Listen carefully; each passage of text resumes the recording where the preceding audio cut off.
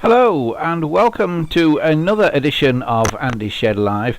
This is Series 13, episode number 8 for Sunday the 24th of September 2023.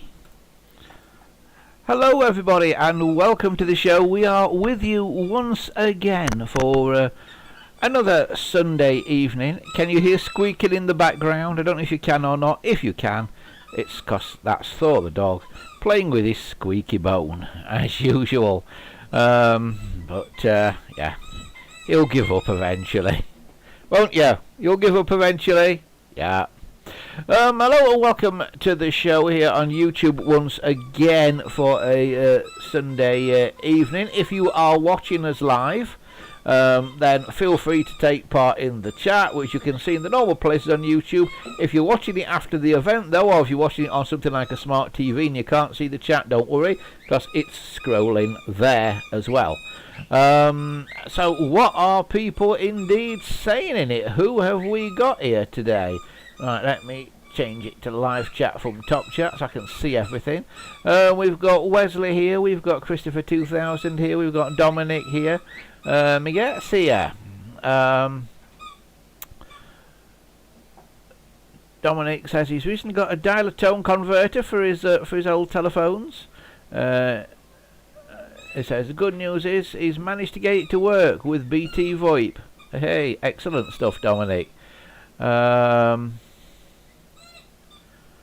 It says my satellite set-top box packed up, and this is adding to a bout of gout. Meant a lousy week. Oh dear, sorry about that, Miguel. Hope you're feeling better soon. Yeah, it all happens at once, doesn't it? Have you noticed? I've noticed that it all seems to happen at once. You know, when stuff starts going wrong, it like all sort of compiles itself. Wesley's with us. Hiya, Wesley.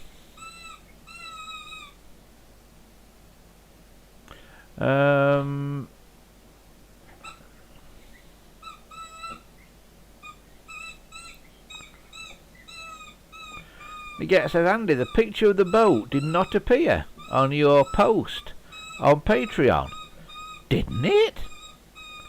Oh, I'll sort that out in just a minute, Wesley.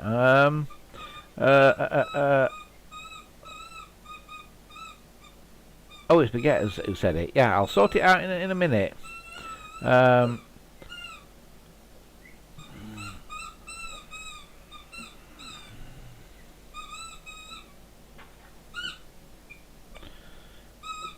Dominic says this dial-a-tone thing that he's got. He says it didn't work first of all, but strangely, he says when I first tried ringing, it didn't work. But after ringing my mobile, then ringing back, it suddenly started working. I wonder if it's something to do with port forwarding on your router, Dominic. Does the router need to know to send VoIP calls to the dial-a-tone? I'm not sure. But it may be something to do with port forwarding on your router, that I'm not sure though.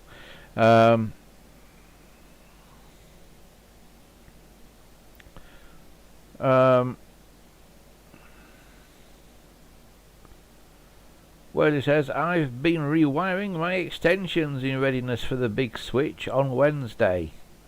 Oh, it's happening to you on Wednesdays. Why do you need to rewire your extensions, Wesley? Why do you need to alter anything inside of your home, sort of thing?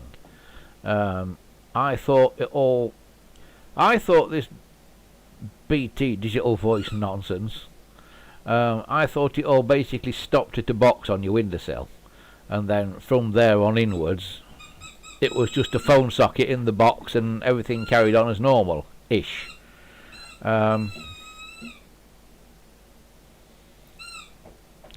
Dominic says the dial-a-tone thing's not even fussy with the make-break ratio. I tried it with a phone I'm restoring with a slow dial and it works fine. Yeah, you see, as it's a local thing, Dominic, it may not be looking for the make-break ratio. It may just be looking for the number of makes and breaks. It may be looking for the ons and offs rather than the frequency of the ons and offs.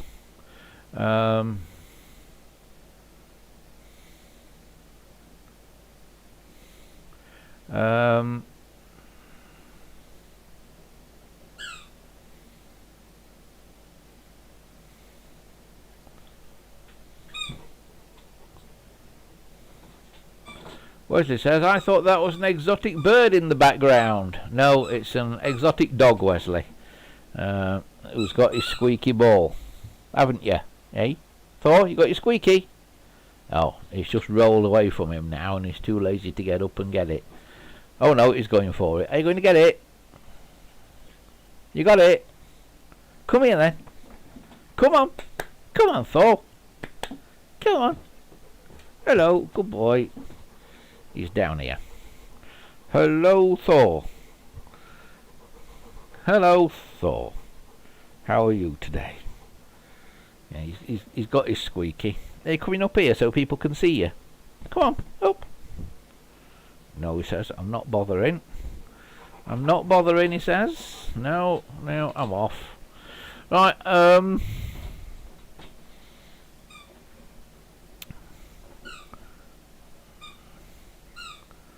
Chris says, Andy, did you get a photo and video of my 4G telephone setup? It's in my inbox, Christopher, but I've not got as far as reading it yet, to be honest. Yeah, I have so many emails that I'm trawling through them.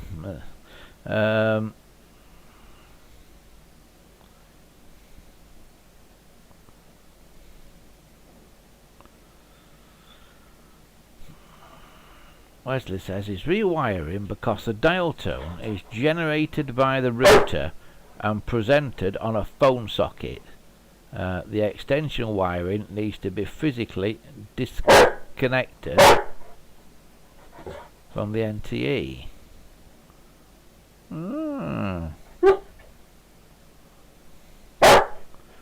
Right. Oh, Gambo's with us. Hi, Gambo. Gambo says, I saw a pic of the boat. I even commented on the pic you posted. Well, I thought it was there, Gambo. Perhaps... Who said it's not there? It was Maget, wasn't it? Perhaps... If you received that message via email to your Patreon, have you got photos turned on in your email settings? Because you can just download text of email without the photos. So just make sure you've got photos turned on.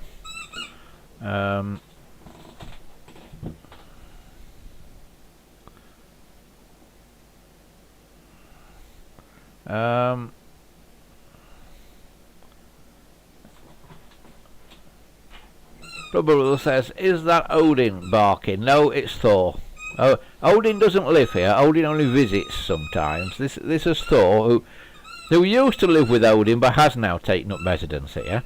So Odin still lives down the road. Thor has come to live here. And to be honest, if it was Odin, you wouldn't know he's here because he's very quiet, Odin. Well, he says, I'll send some photos of my installation when it's completed to explain. Yes, please, Wesley, do. Yeah, because I think that will be of interest to quite a few people with the way this rollout is going at the moment. They've not bothered me with it yet, but I'm sure they will be soon. So, yes.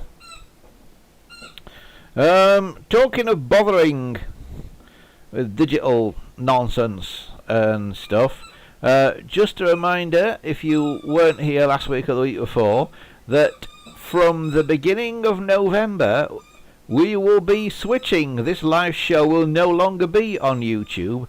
It will be switching platforms from the beginning of November. I think the first show affected is Sunday the 5th of November, Bonfire Night. I think that's the first one affected, and it will be over on Odyssey. That's spelled ODYSEE for those of you who aren't sure. ODYSEE.com. And we will be over there live. As far as you're concerned, it's pretty similar to YouTube, but basically not as many ads, because the number of ads on YouTube is just getting ridiculous. Just before I've come on air tonight, I was watching a video uploaded by Adam Savage, the guy that used to be on Mythbusters, and it was a 35-minute video, I think, and within the first 15 minutes there were 4 ad breaks within 15 minutes. It's absolutely insane. So that is why we are switching away from YouTube, because from the beginning of November they are taking away my ability to only run skippable ads. This video only runs skippable ads. If you're seeing an ad that's not skippable on this video, YouTube have put it there, and they should not have, because I've clicked a button that says it only runs pre-roll ads, so there should be no ads in the middle, and it only runs skippable ads, so you should be able to skip them all unless they're less than 5 seconds, because some ads are less than 5 seconds anyway. So if you're seeing long ads that you can't skip, and if you're seeing any ads in the middle of this video, YouTube has put them there without my knowledge. Please let me know if that is happening, and I will go and hit them with a big stick. You can get in touch there, andyshed.corepress.net. That's the website, and there's a contact form that you'll find on there. So because they're taking away my ability just to run skippable ads, and they're going to force whatever ads they feel like into the videos, basically we're taking them off the YouTube platform as first run. So from 5th of November they are going to be first run on Odyssey. It's going to be live on Odyssey, and it will only appear on YouTube later as a second run, rerun kind of thing. It will only appear on YouTube as a rerun. So if you want to stay active in the chat, you'll need to watch us on Odyssey. If you can't find us when the time comes, then there will be a link on the website to where we're going to be on Odyssey. But just look for Andy Shed on Odyssey and you will more than likely find us. But there will be a link on this website, andyshed.corepress.net, and the link will be basically /live. So it'll be andyshed.corepress.net/live, I believe, and that is where come November you will find us. It needs an update at the minute. It's got an old episode of the live show on it at the minute on that link, but come November it will actually have the new live shows on there. Okie dokie, right, we will crack on a bit further, shall we? What are people saying still? Blubber Brother says, I have to agree with you there, Andy. YouTube is becoming intolerable. It's utter shite now. And yeah, that's the polite way of putting it. Yeah, it is. It's absolutely hopeless, YouTube.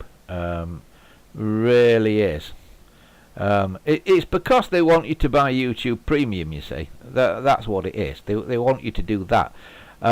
I don't. What I do, if I'm watching on a computer or on a phone, I run an ad blocker.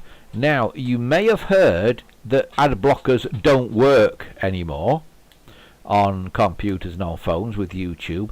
It all depends what browser you're running. If you're running Chrome, which is of course a Google product, they don't work anymore. But get rid of Chrome off your computer, download Mozilla Firefox, use that as your browser, and then you can still get ad blockers and you can block the ads out of YouTube. And feel free to use an ad blocker, as far as I'm concerned. Feel free, because the amount of money I make from YouTube every month is not worth talking about.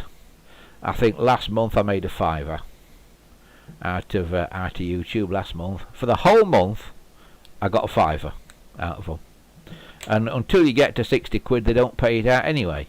So I've not seen a check from YouTube for months and months and months and months. So yeah.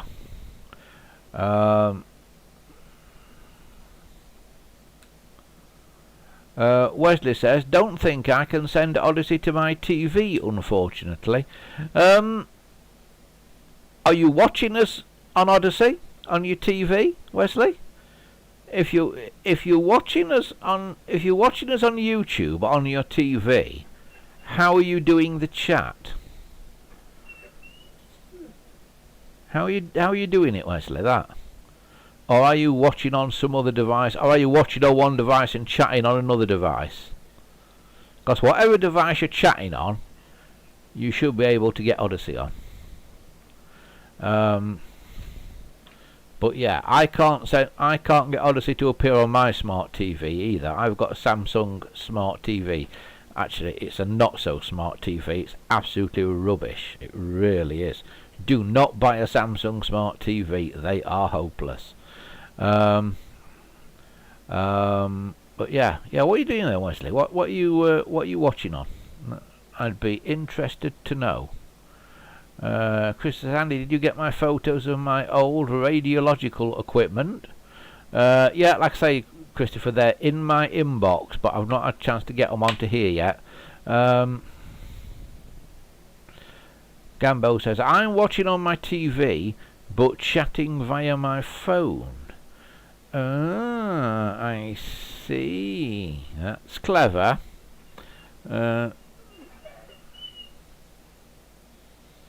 Wesley says, I'm watching on YouTube and tapping away on my mobile. Right, I see. Does nobody use a computer anymore in the world? Am I the only person who's still got a desktop computer? Yeah, I must admit I watch a lot of stuff on a smart TV, but the problem is you can't download a YouTube ad blocker on a smart TV, and my smart TV at least doesn't do Odyssey. If you've got a browser on your smart TV, if you've got a web browser somewhere in the settings on your smart TV, click on the web browser instead of clicking on YouTube, and then in the address link of the web browser put in www.odyssey.com and see what happens. Dominic says, I went to Crewe Heritage Centre yesterday. Good proper museum with none of the nonsense the NRM does. Yeah, I understand the NRM's gone a bit like Crich. Oh, Mark's here. Mark Stevenson. Evening, Mark. Nice to see you. Wesley says the YouTube app is on my TV. Yes, it's on mine as well, Wesley. And it's not been performing very well either over the last 48 hours or so. The YouTube app. It's been it's been freezing a lot and doing lots of weird things over the last 48 hours.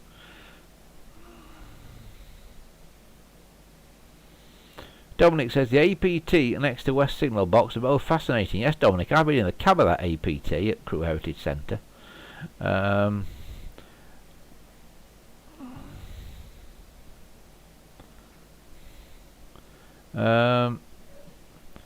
Mark says, I'm in Turkey. Crikey. That's a long way away. What time is it there, Mark? Is it the middle of the night or something in Turkey? No idea. I've never been to Turkey. 32 degrees, crikey. And we're shivering away at about 17 degrees here today, I think.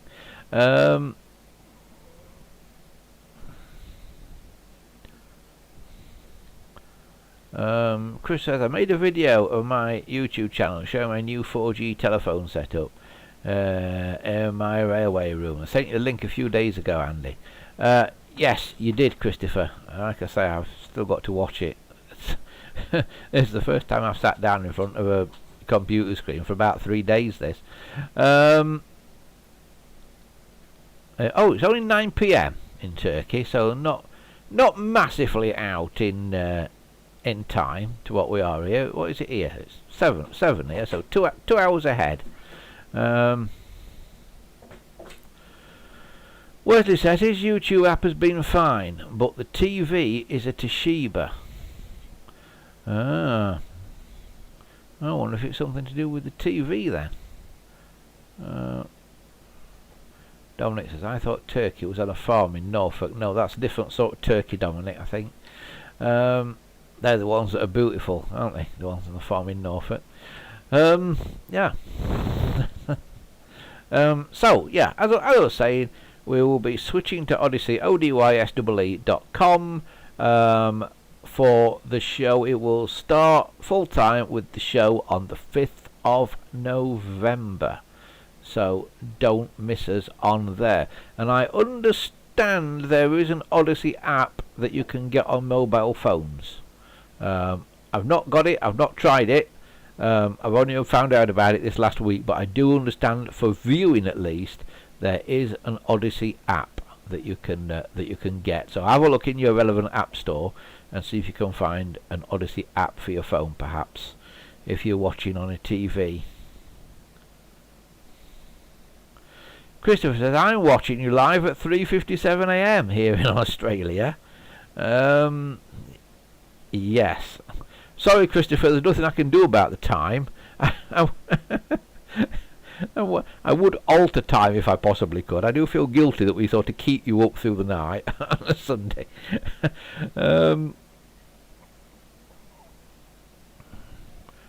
Mark says, I upgraded my Amiga 500. You know something, Mark? I've got one of those. It's here. It's in the loft somewhere. I've not plugged it in for ages and ages and ages. It probably needs taking apart and all new capacitors put in it now, because it's not been plugged in for years. But I have still got an Amiga. In fact, I've got quite a few old computers. You never see them because they're all sort of packed away in the loft. But there was a time, kind of mid-90s-ish, early to mid-90s, where old home computers, things like VIC-20s and Commodore 64s and Sinclair Spectrums and things like that, you couldn't give them away. And you could go to any car boot sale and you'd see them for sale for like a £5 and stuff like that. And I did pick a few up. I think I got an Amiga for like 20 quid or something like that. And I got a Commodore 16. I got a Commodore Plus 4. That was the weird shaped one. If anybody have one of those. I don't know if I got a Commodore 64 or not. I can't remember if I got a 64. I used to have a VIC-20 when VIC-20s were new. Then that got sold because I progressed onto an Acorn Electron. So I've got an Acorn Electron with a +1 pack on the back of it somewhere. Mark says, I've got an Amiga 1200 too. I'm not sure what mine is now. You said that. I'm not sure if mine's a 600 or a 1200. I'll have to dig it out.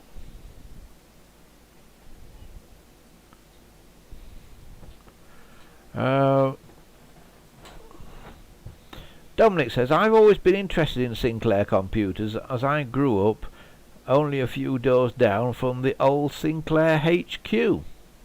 Now, which Sinclair HQ was that, Dominic? Was that the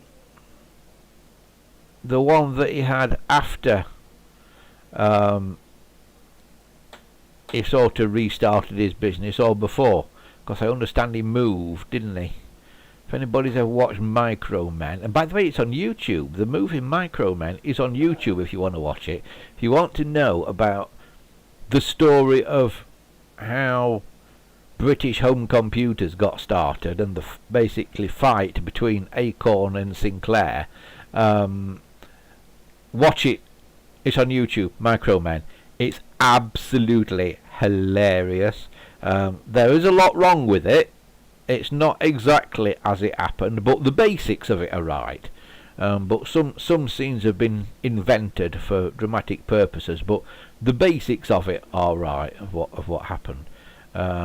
Chris Curry versus Sir Clive Sinclair. Alexander Armstrong in makeup as Sir Clive Sinclair is amazing. He really does look like Sir Clive Sinclair.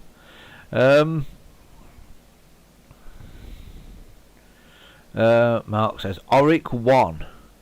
I never had one of those, Mark. I can't even remember what an Auric 1 looks like. I know they used to be for sale. I can remember, you know, when you used to go into Boots, this'll bring back memories to some people. You used to be able to go into Boots, into their big shops, and go into their computer department, and they'd have a row of about half a dozen different computers, all switched on with screens there, so you could play on them. Yeah, I know they used to sell dragons. There used to be a dragon there, and Commodore 64s and VIC 20s and Speckies. And I think they used to sell Aurics. I think they used to have an Auric 1 there.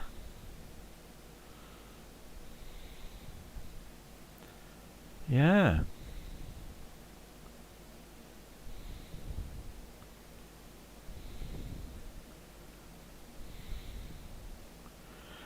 Christopher says, the Odyssey app you're talking about sounds like games I play on my Nintendo Switch called Super Mario Odyssey. Yeah, you spell it different though, Christopher. The Odyssey that we're on about is Odyssee. Odyssey. Mark says, the Auric 1 was my first computer. Crikey. Going back some way now, aren't we? Auric 1s and things. The one I always kind of aspired to was a BBC, and I never had one. I never owned a BBC, and I've still not got one, because they never seem to have been less than 500 quid to buy one. They were like £500 when they were new, and I looked recently to see if I could find one on eBay, and they still seem to be £500.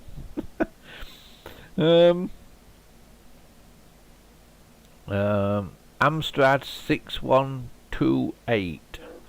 Yeah, well, blimey. That's a bit modern though. That is, Mark. Yeah. I think they used to have. I think they did used to have Amstrads in Boots as well. I think they did have Amstrad computers in there. Or was that a bit later? No, I think they did have Amstrads. I think they did. Dominic says, highly recommended visiting the Computer Museum in Cambridge, if you're there.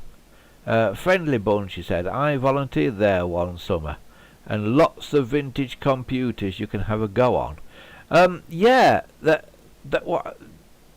Now they call themselves something like, is it the Museum of Computing History?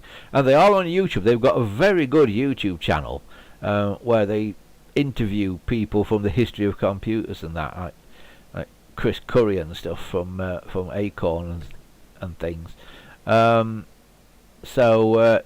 they do have a very good YouTube channel, the Museum of Computing History in Cambridge. It looks excellent.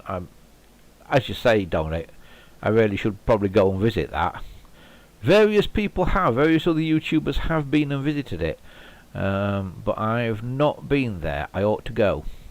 There's various ones I want to go to. I also want to go and see Look Mum No Computer. I want to go and visit his museum down in Kent, but it's an awfully long way to go from where I am. But I would like to go and see that as well.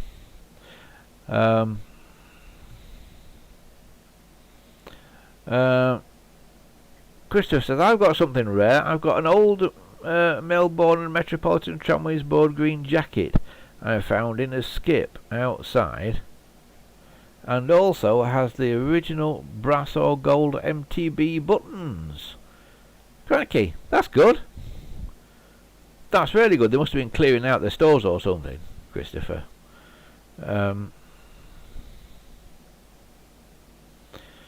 Mark says 1988 Sinclair got bought out by Amstrad, didn't they? I'm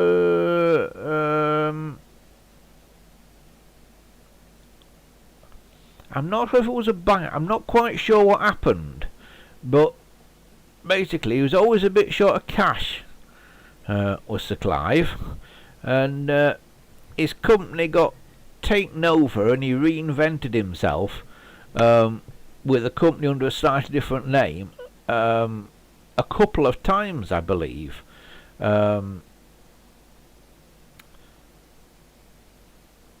Yeah, watch Micromen. It tells you some of the different companies that he had.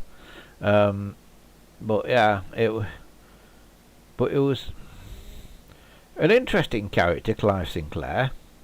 Some people say he was a very nice guy. Other people say he definitely wasn't. But he was obsessed by this car, this electric car, that appeared as the much maligned Sinclair C5, and it's maligned for good reason, trust me.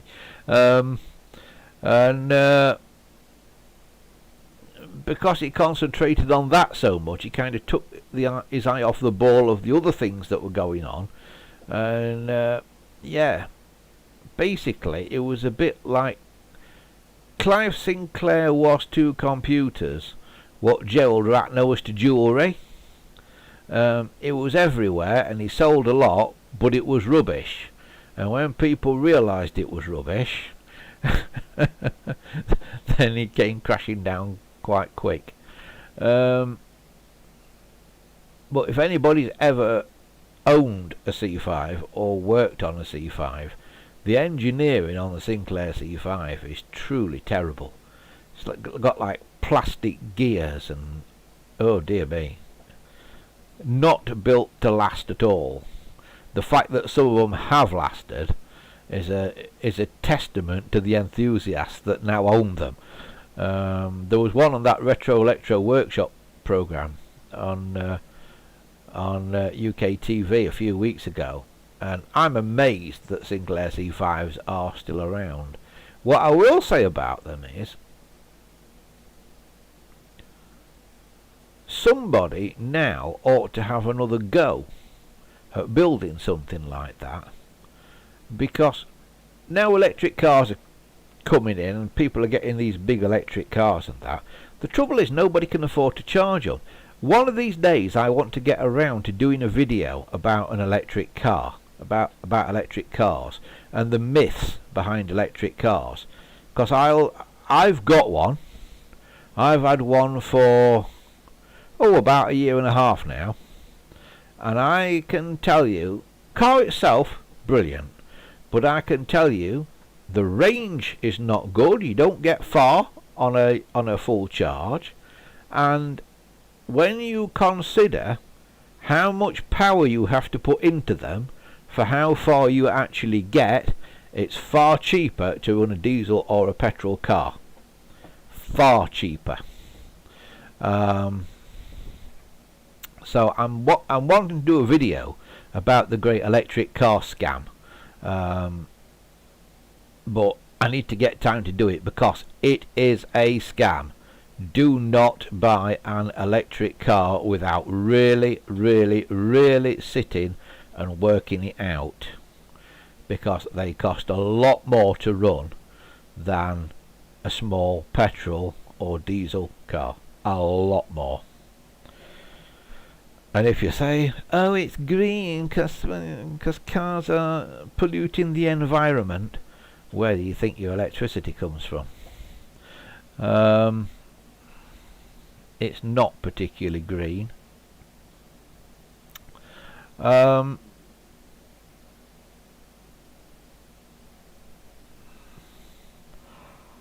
Christopher says the only Melbourne Metropolitan Tramways board trams running in Melbourne now are 1979 Z3 class and the W8 class. Yeah, so still some of those good old W8s around.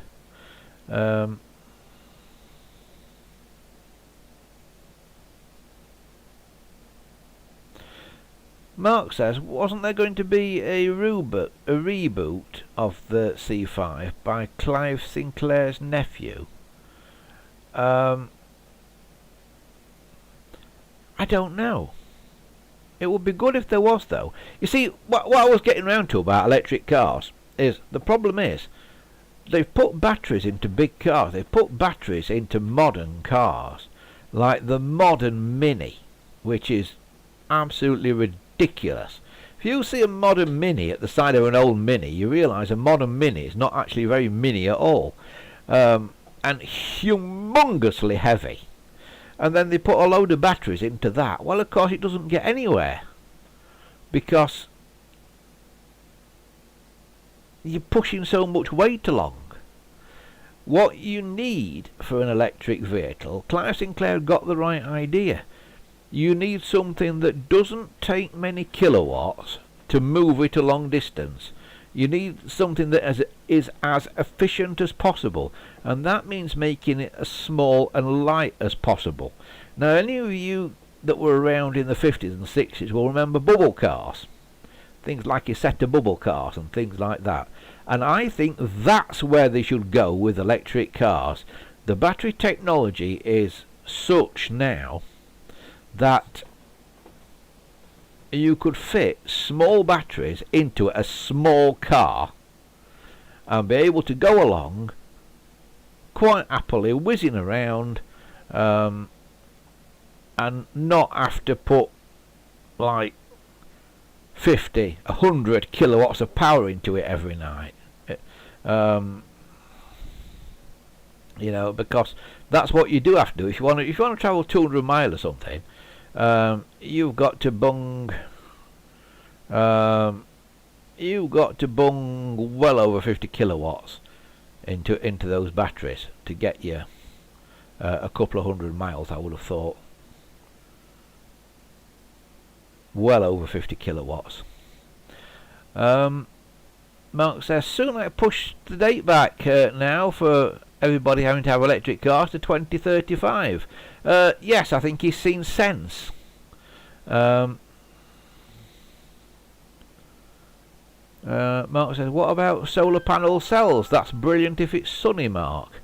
The trouble is we don't get enough sun in this country.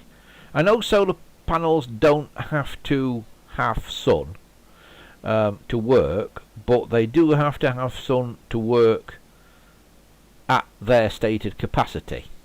So if you have a 100-watt solar panel on a reasonably dull day like it's been here today, fairly bright but dull, you know, overcast, bright but overcast, you might only be getting 25 or maybe 50 watts out of that panel, not 100. So you need a lot more panels because you just don't get the capacity out of it. So great for some things, not so hot for electric cars unless you've got a massive area of solar panels. Now, what gets me about it are the supermarkets, Tesco's, Asda. I'll name those two, but the others are probably guilty of this as well.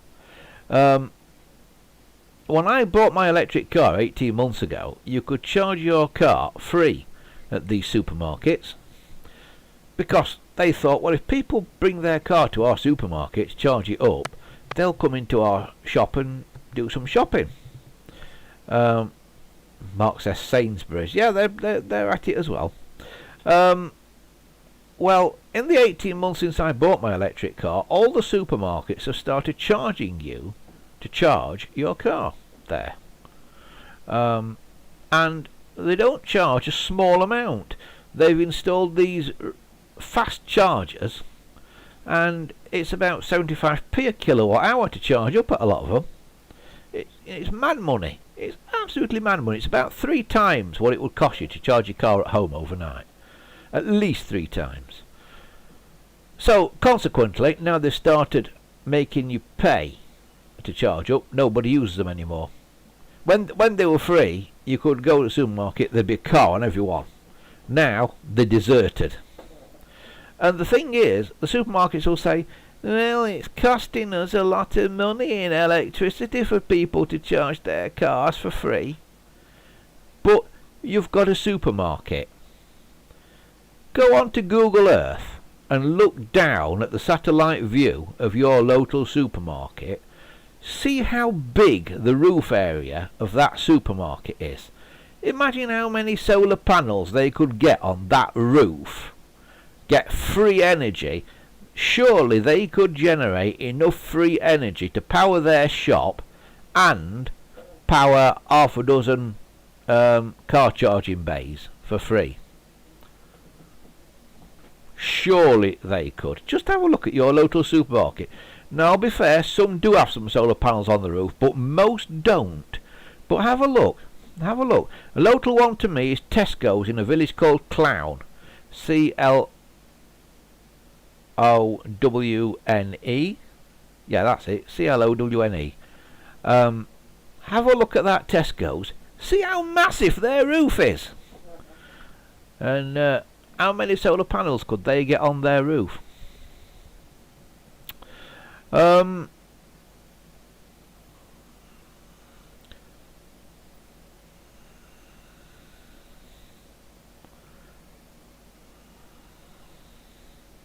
Mark says Milton Keynes have electric car charging bays. Milton Keynes is actually a very good town. I like Milton Keynes because Milton Keynes was designed properly when they built Milton Keynes. You see, Milton Keynes was a new town, wasn't it? It was post World War II. Milton Keynes was built from scratch. There was nothing at Milton Keynes prior to World War II, and after World War II they built Milton Keynes from scratch, and they built it as the town of the future, where you could go everywhere by car, and it's brilliant. The original bit of Milton Keynes is fantastic, but modern planners have come along in recent years and extended Milton Keynes, and the bit that they've done is equally as crap as it is everywhere else. But when you go to the original Milton Keynes, and Mark is saying Bletchley as well, when you go to the original Milton Keynes, into the original bit, it's fantastic.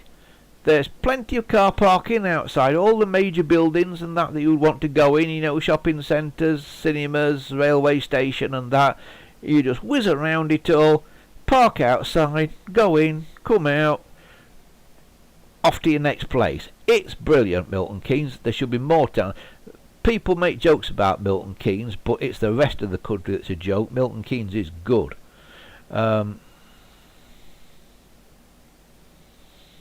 Wesley says, that to be a fair old capital expenditure to do that, to put solar panels on the roof though, surely.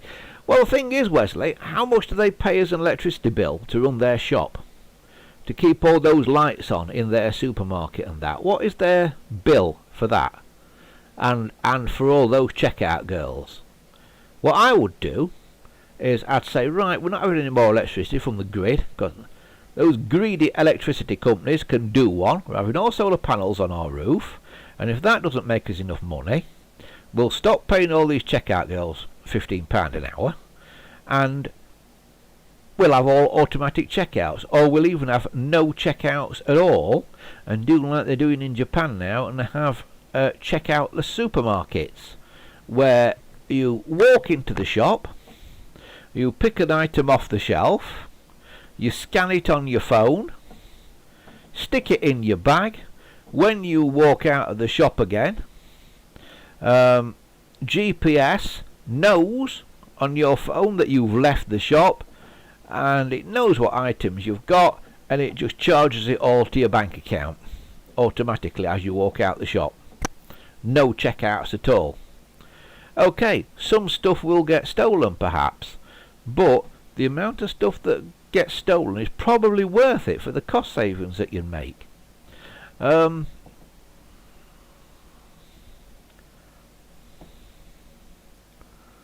Bills is here. Evening, Bills. He says, I'm visiting Amberley this weekend. Are you going to the Chalk Pits Museum there, Bills?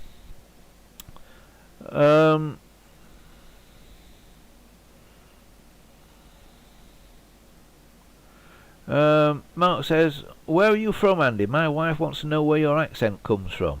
I am currently in Derbyshire in the UK, Mark. So sort of halfway up. If you look at a map of Britain, and you stick a pin right in the middle of it, yeah, basically I'm there.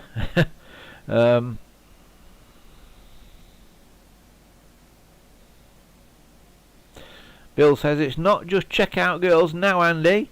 It's 2023.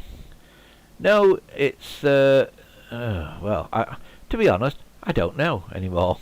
I don't know. I've not been through a human operated checkout for years. I always go through the automatic checkouts. I used to do it pre-COVID. When COVID came along, I certainly went through the automatic checkouts because I didn't want to go near a checkout person that's seen hundreds and hundreds of people each day. And I still go through the automatic checkouts because I figure if everybody used the automatic checkouts, there will be no need for checkout people anymore, and supermarkets could put their prices down. Because the big cost of running any kind of business is staff, isn't it? So if you can do away with staff, then you can run your business cheaper, you know.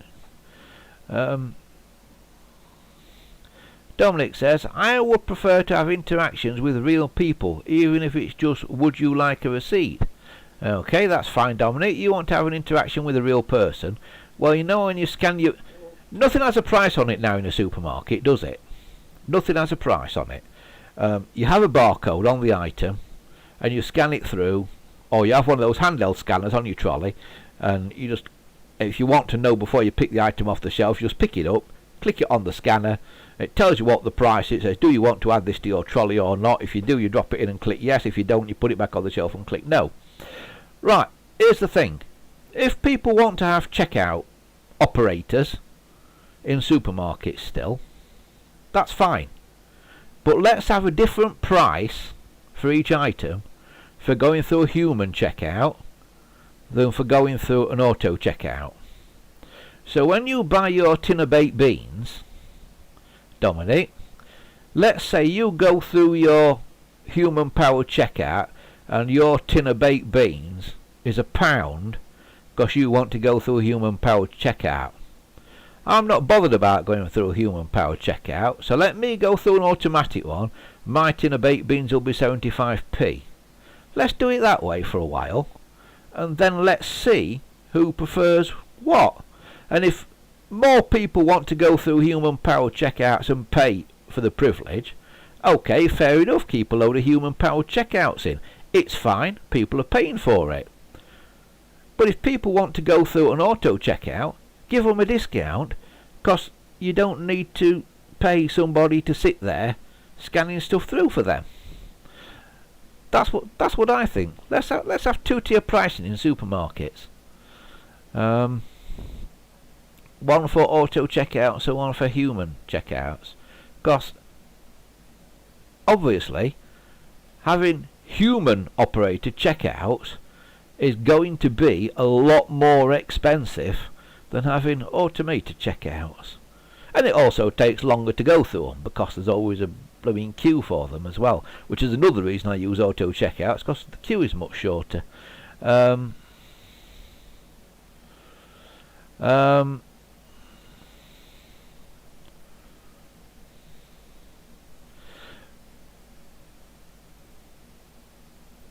Bill says, rather than touch a screen that everyone has touched, no thanks. Yeah, that is a problem with the auto checkouts as they are at the minute, Bills. You do have to touch a screen that everyone has touched. But when you go through a human powered checkout and you swipe your card on the card reader, you still have to touch that. Because now, when you swipe your card on the card reader, the bloody thing says, would you like to donate £1 to charity? Press yes or no. So you have to press the sodding thing every time. Don't even get me started about that. Do you want to donate £1 to charity business? I always go no. Always. And the reason is, if I wanted to give some money to a charity, I want to decide what charity I'm giving it to. Right.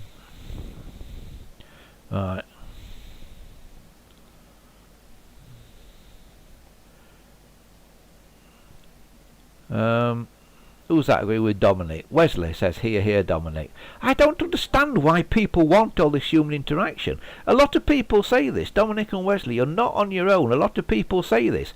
But I really, really don't get it, because I really, really, really don't care. But then, having said that, when I used to go to Elstree and I was involved with Big Brother, and the production of Big Brother, people used to come out of the Big Brother house and go, oh, I've had to come out, I really miss people and interaction with people and that. You know, you could put me in the Big Brother house on my own for a year and it really wouldn't bother me. It really wouldn't bother me. Drop me on a desert island, something like that, I'd be fine, honestly. I'd be fine. Yeah, people around me is not something I feel any need for.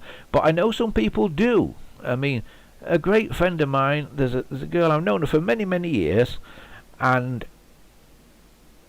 if you go out for a meal or something with a group of friends or something, and she wants to go to the toilet, she has to take somebody with her to go to the bloody toilet. So we go to the bathroom and off they go. What? Why? Don't get it. Bill says, yes, Andy, I'm going to Amberley Chalk's museum. Yeah, enjoy it, Bills. I've never been there, but I've heard very good things about it. Again, it's quite a distance for me. But yeah, I have heard very good things about Amberley Chalk Pits. Christopher says, the old Melbourne and Metropolitan Tramways Board jackets to buy now will be a couple of $100. So the one you found in the skip was a good find then, Christopher. You better go back in that skip, see if you can find any more. Can't beat a bit of skip diving. I do enjoy a bit of skip diving. He says, and I've been working on wiring my old 1974 railway signal as well. Are you expecting a train then, Christopher? Bill says, wow, Andy, I love Big Brother. Yeah, it's coming back as well, Bills. Watch out, but unfortunately not as it was before, which is a great shame. I was there in the golden era of Big Brother.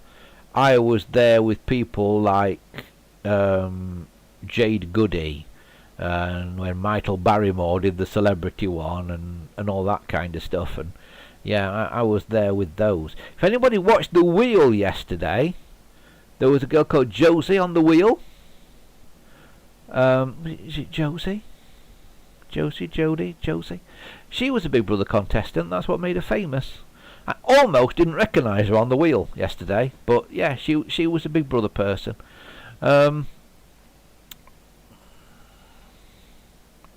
Dominic said, doesn't Amberley have an interesting kit monorail system? It does indeed, I believe, Dominic.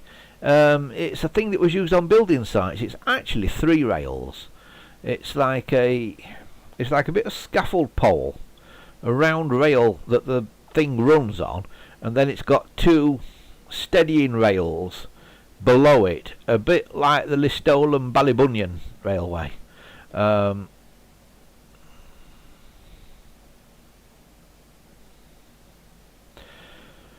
Mark says, Andy, how many police boxes are there now that survived the 1960s?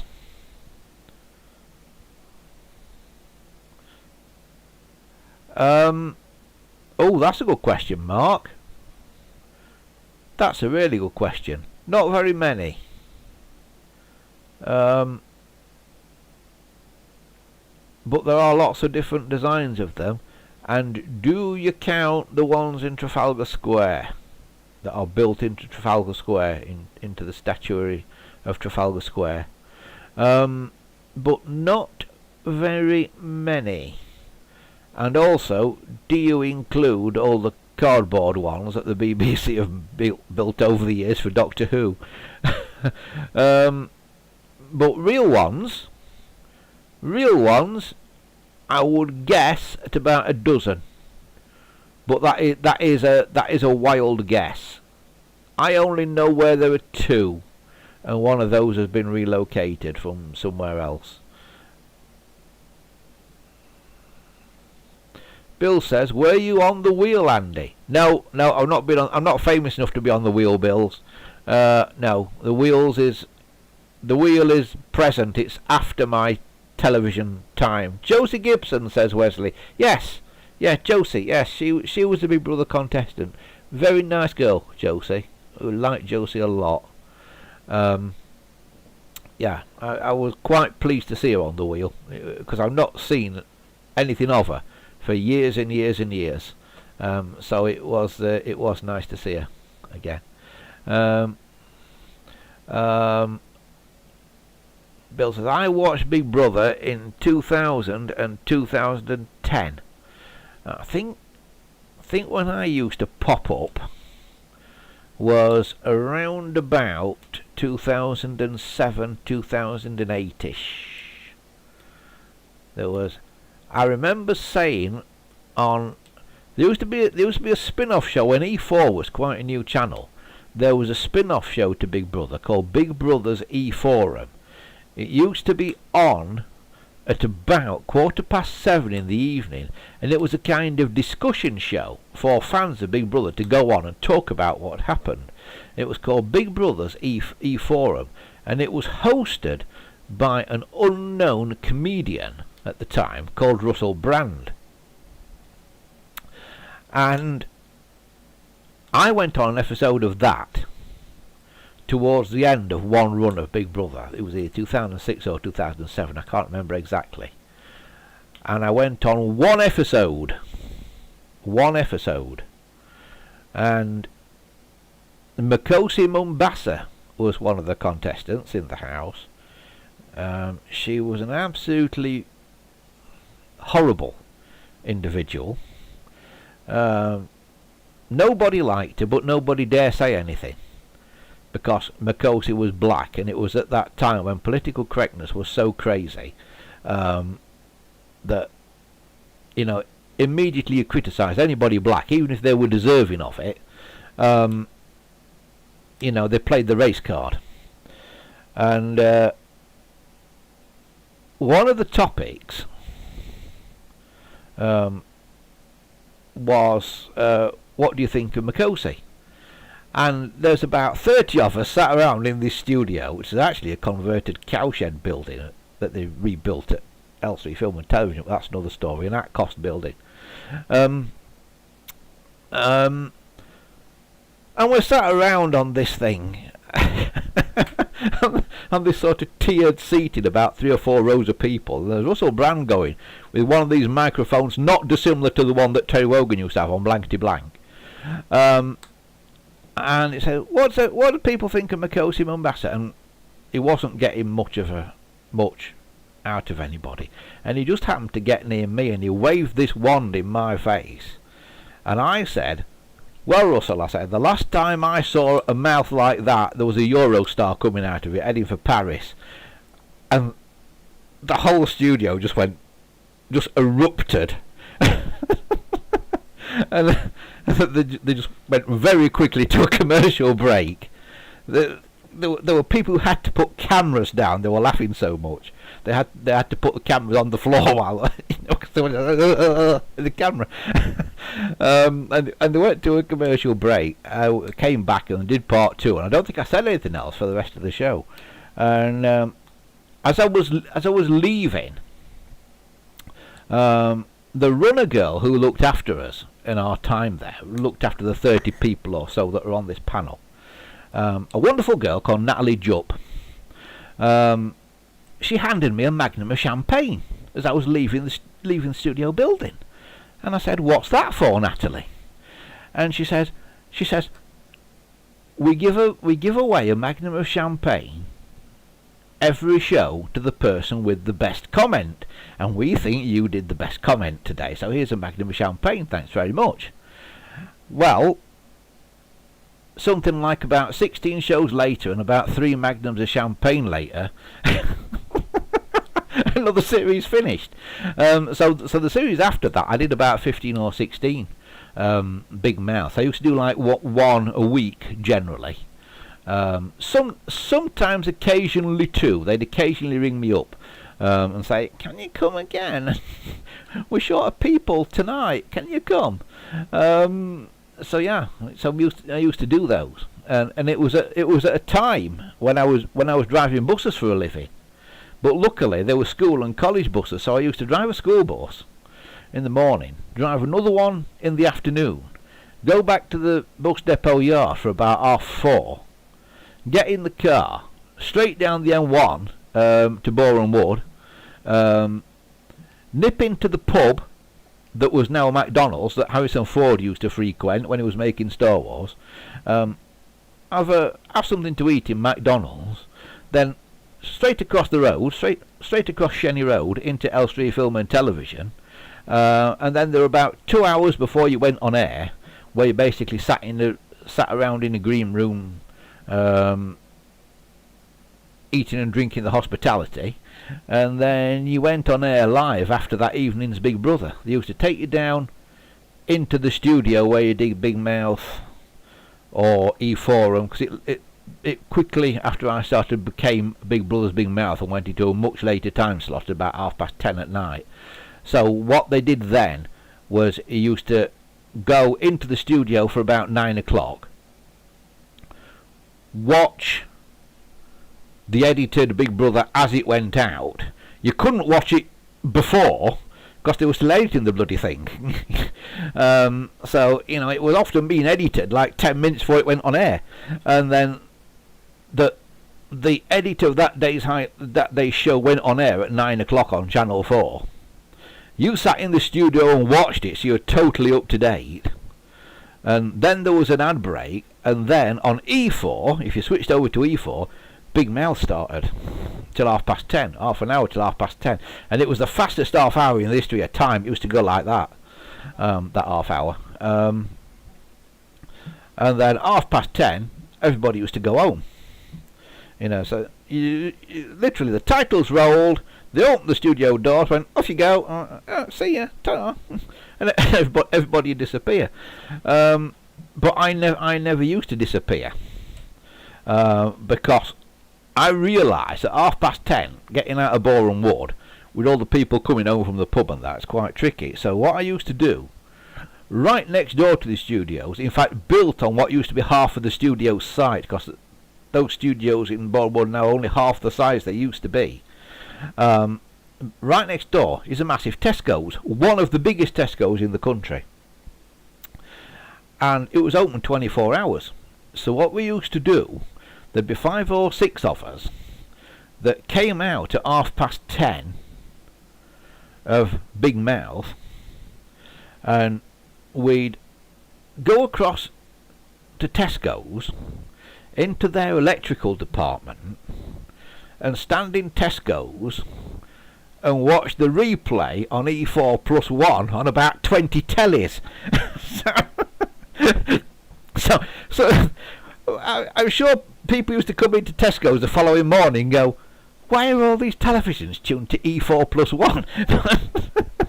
But yeah, I used to watch it in Tesco's until about 11:30, and then get in the car, drive up the road a couple of miles to the services on the M25. I forget what the services are called there, but the ones at the bottom of the A1 basically on the M25. Used to go in there. By that time you'd be ready for a drink or something, so you'd have a cup of coffee or something in the services.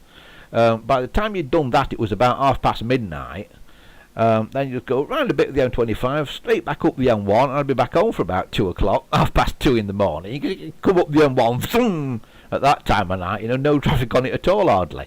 And I did that regularly, and then I'd get on the bus the following morning to go and do the school, and the kids would be getting on the bus going, "You were here yesterday afternoon, you're here this morning, but you were on the telly last night. How did you do that?" But yeah, that's what we used to do regularly.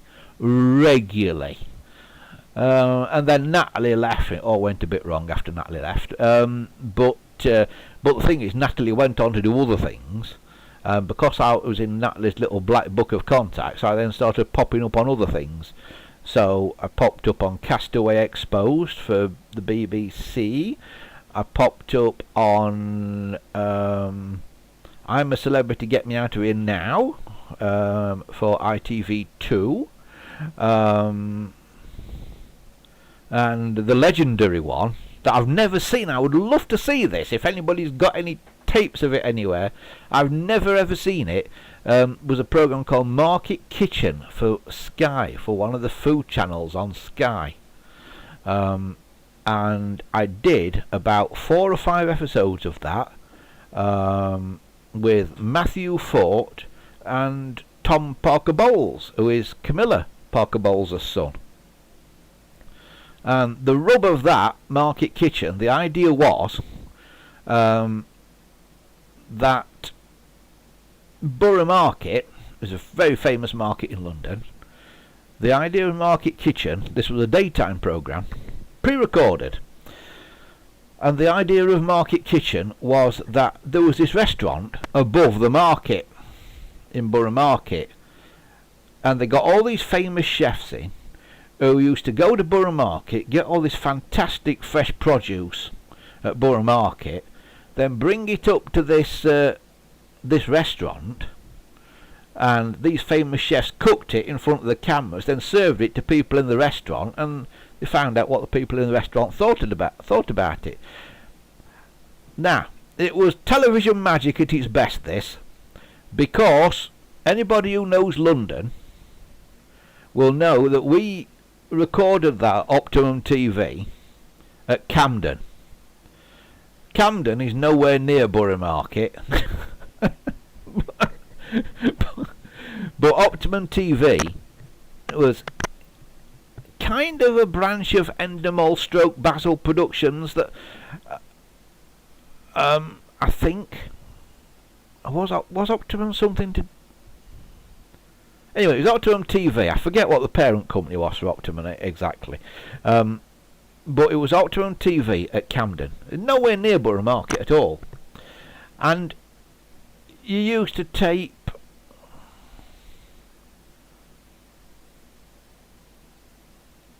I think it was 2.5 of these shows. It was either 1.5 or 2.5 in a day. It might have been 1.5 of these shows, because it was a long show. It was like 2 or 3 hours long, this show, and you used to start about 8 in the morning and finish about 10 at night, because there were lots of stopping and starting and messing about and going back and doing it again. And you used to tape, let's say it was 1.5 in a day. So if you did 2 days, you got on 3 shows. I don't know if it was 2.5 or 1.5 we was doing a day. I know it was more than one. And the presenters used to take changes of clothes with them. So they keep changing the clothes, because if you're doing a sequence for Monday's show and then a sequence for Tuesday's show, you had to change into your Tuesday shirt, and then if you had to do a bit more for Monday, you had to change back into your Monday shirt. They tried to do it in sequence, but it didn't always work. But yeah, that was unbelievable, that show. Unbelievable. And it really took a lot of doing. I mean, going from something like Big Brother's Big Mouth, where you basically walked on, did it live for half an hour, after half an hour walked off, went home, and that to do like about 4 hours of TV, it actually took about 16 hours. It was unbelievably slow. Unbelievably slow. And the thing I remember about that, the very first one that I went on to, 8 o'clock in the morning, I arrived at Optimum, and I'm sat in the reception at Optimum TV, where there's some like lounge chairs and coffee tables and things. I'm sat in the reception at Optimum TV, and one of the runners comes up to me and says,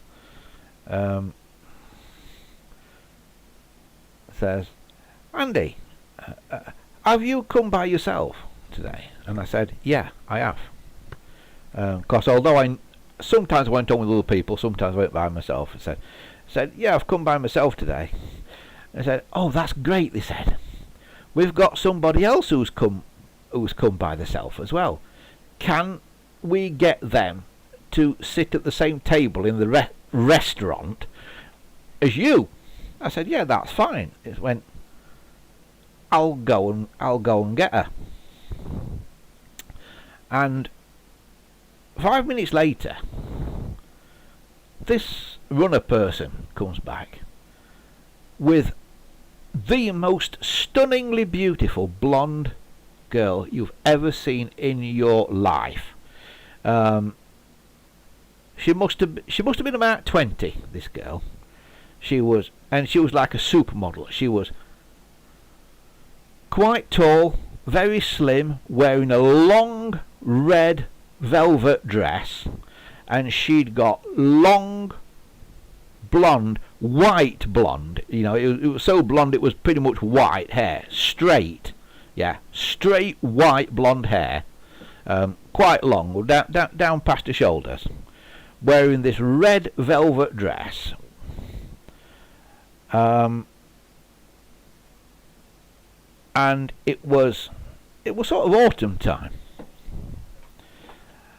and so she got this long velvet dress on, sort of fluffy bits around the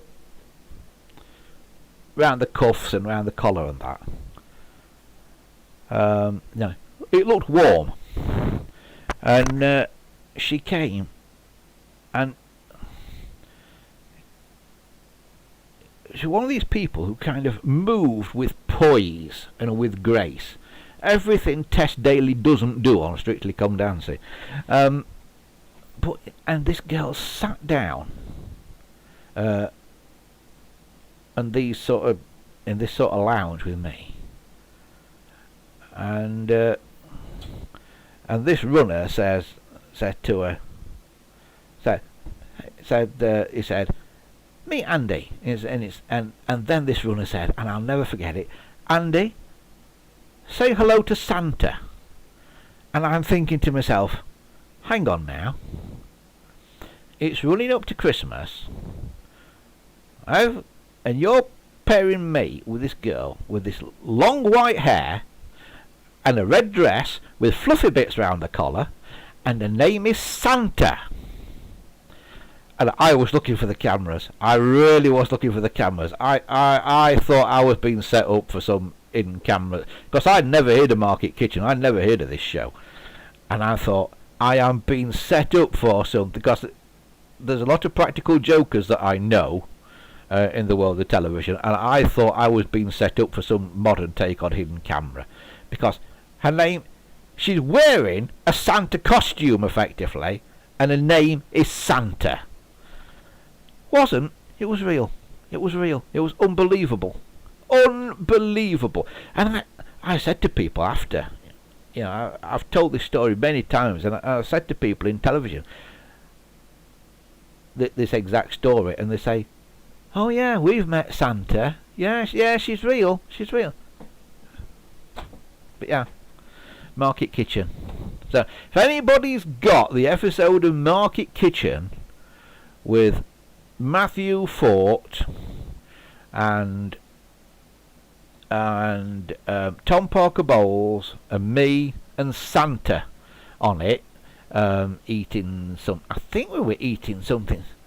It was some crazy thing they gave us to eat at 8 o'clock in the morning, because it was supposed to be like dinner time, sort of evening. I think the first thing they gave us to eat was some sort of shellfish soup or something like that at 8 o'clock in the morning. And we went up there, and they gave us this, and there's me and Santa sat there eating this soup in front of these cameras, and pointing these cameras at us. And then they went, "Cut, stop." And I remember Matthew Fort turning round to this runner girl and saying, "Darling, be a dear. Go down to the cafe round the corner and get me a bacon sandwich, would you?" He's surrounded by some of the top chefs in the world, some of the top telly chefs in the world. There's a team of sort of gopher chefs behind the scenes actually preparing enough of this food, because the chefs don't make it for everybody. There's maybe 30 or 40 people sat in this restaurant. The famous chef doesn't make it for everybody, of course. He makes one, and then these team of gophers behind the scenes make enough to feed everybody. He's got all these chefs, all this equipment, all this food, And he's sending out for a bacon sandwich to the greasy spoon around the corner. But yeah, it was brilliant. It was very, very, very funny to make. Very funny. There was a lot of larking about because it was such a slow show. Right, what is everybody saying in the chat? I've gone a bit off-piste with this today, haven't I?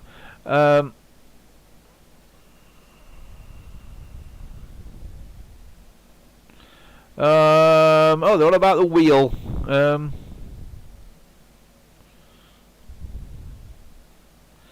Dominic says, what's the wheel? It's a Saturday night quiz show, as Wesley says. Dominic says, I don't really watch live TV now. No, wheel's not live.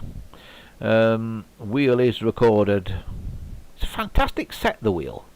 If anybody watches the wheel, don't just watch it as a TV program. Think about how you would build that set. Think about what goes into that set. It must have cost a fortune to actually physically build the wheel. It's amazing. Wesley says, you're not missing anything, Dominic. No, generally you're not missing anything, Dominic. I do. There are a few TV programs around that I like, you know, that are current.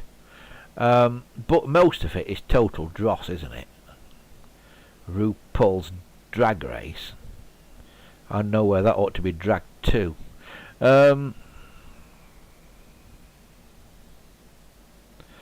Wesley says, referring to Russell Brand, he says, I'm sure I've heard something about that comedian recently. Yes, I'm sure you probably have, Wesley.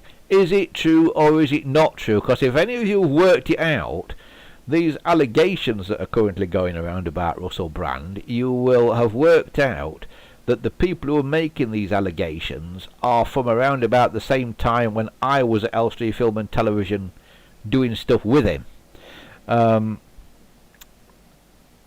Do I think it's true or not? Honestly, I wouldn't like to say. I really wouldn't like to say. I'm 50-50 on it. I really am. But I do know there are a lot of people that worked on those shows or that appeared on those shows as guests that would not have touched Russell Brand with a barge pole.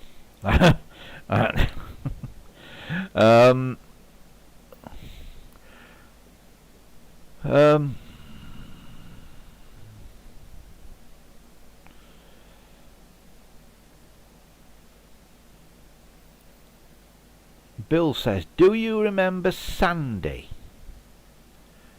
Oh, I remember the name. What was it about Sandy, Bills? Remind me. There was something about Sandy, wasn't there? That wasn't the guy with Tourette's, was it? That wasn't Sandy. Who was Sandy?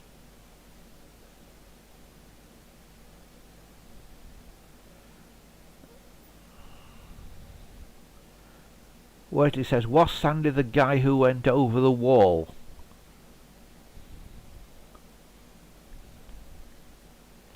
Bill says he peed in the bin and he went over the wall. Yes, he was a slightly older guy, wasn't he? Sort of in his 40s-ish. He was quite old to be a member of to be one of the Big Brother people. Yes, I do remember that happening. I do remember him going over the wall. That was, I can't remember if that was just before my time or just after my time. I can't remember what series that was on. I can remember that happening though. It would have been very... I never quite understood why it went over a wall. I never understood why it didn't just go through a door. Because because the thing about the Big Brother house is, we are locking these people in for 13 weeks. They will have no contact with the outside world. However, for health and safety reasons, there have to be fire exits that you can just push open. So if you look at Big Brother closely, there are places where there's fire exits. You just shove them open and you can come straight out the house. So I never understood why he went over the wall when he could just bloody well push a door open. I mean, they were hidden on the inside, but you could. But what you may not realise about Big Brother, it was a house within a house, because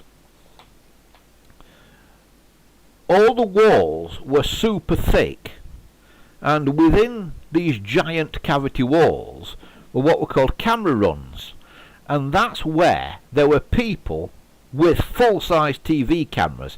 Yes, there were these little robot cameras, little R2D2 type things, stuck everywhere inside the house. But behind all those mirrors you used to have on the wall were camera operators with full size, like Thorn or EMI or whatever, cameras. And so the weird thing about the house was, at night when the lights went down, these camera runs were all painted black. There were black velvet curtains over the windows on the camera run side. So the idea was, when you stuck a and it was dark in there, in these camera runs. So the idea was that you opened the curtains, stuck the lens of the camera through, looked through the viewfinder of the camera, and you could see into the house.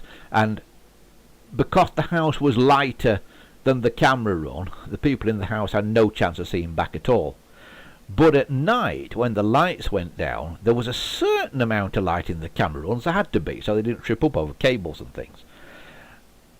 When the lights went down in the house at night, these mirrors on the walls, you could just see the ghosts of like people walking about behind these mirrors. It was really, even when you knew that there were people, that there were camera operators and that, and of course everybody in there knew, it was very eerie. It was a very eerie thing to think you were on your own, and then you look at this mirror and this human shape would go across this mirror. Really strange at night. It was very spooky at night, apparently, in that Big Brother house. More than one person said it was very freaky to sit there at night when the lights had gone down. Mark says, Andy, did you work at Channel 4? No, Mark, I didn't. What happened was, I happened to be outside of Elstree Film and Television one day, and the aforementioned Natalie Jupp was flyering a load of people outside. She was just giving them a flyer, said, have you got an opinion about Channel 4 about Big Brother? Would you like to be on TV? If so, call this number. And I took this flyer off Natalie and said, what's all this about? And she said, oh, we're doing this new show on E4. Would you like to come and take part? And I went, yeah. She says, can you come next week? I said, yeah. She says, fine. And that's when I went and did my thing about Macosia and Mombasa and got me a bottle of champagne. Christopher says, the TV show Love Thy Neighbour was banned from Australian TV. You can guess why, Andy. Yes, Love Thy Neighbour was banned here as well. It was a very funny programme, Love Thy Neighbour, but very not politically correct now. But it was very funny and massive in the UK in the 1970s. One of the biggest sitcoms on television in the UK in the 1970s. Bill says, my favourite was Nicky Graham. Oh, I can tell you stories about Nicky Graham. Yeah, Nicky. Who is she? Who is she? Yes, Nicky Graham, the only person to ever be evicted from the Big Brother house and put back in. The only person, as far as I know, to enter the Big Brother house 3 times. Because she entered it twice on the normal Big Brother and then went in again to do a celebrity Big Brother. Yes. Yes. Yes, Nicky, that was in my time there. I was there when Nicky Graham got evicted and then got put back in. And I was there the night that Nicky Graham got put back in. It was a twist that they were going to put somebody back in. And it was basically going to be Nicky Graham. I can't remember if there was an option for it to be somebody else, but everybody knew, basically at Elstree, it was going to be Nicky Graham. At least by that night they knew, and there are possibly reasons, but I'll not go into that because I don't know anything for certain about it. But I remember doing Big Mouth that evening, and I think there'd been a Big Brother show on air. I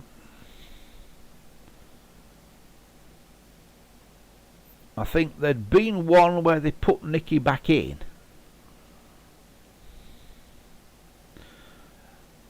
And I think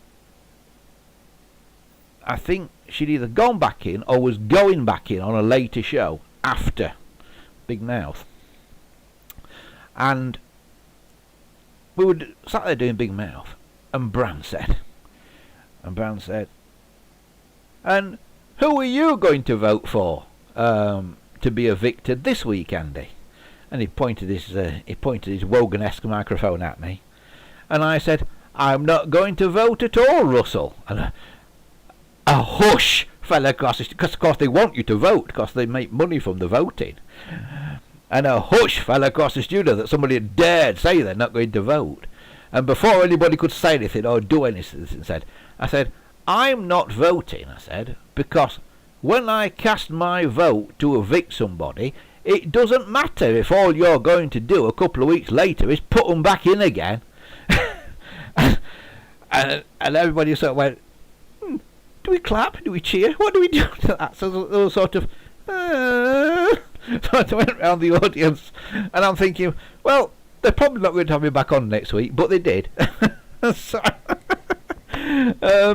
but yeah, they kind of had to put Nicky Graham back in. They didn't have much choice about it, because when she got evicted,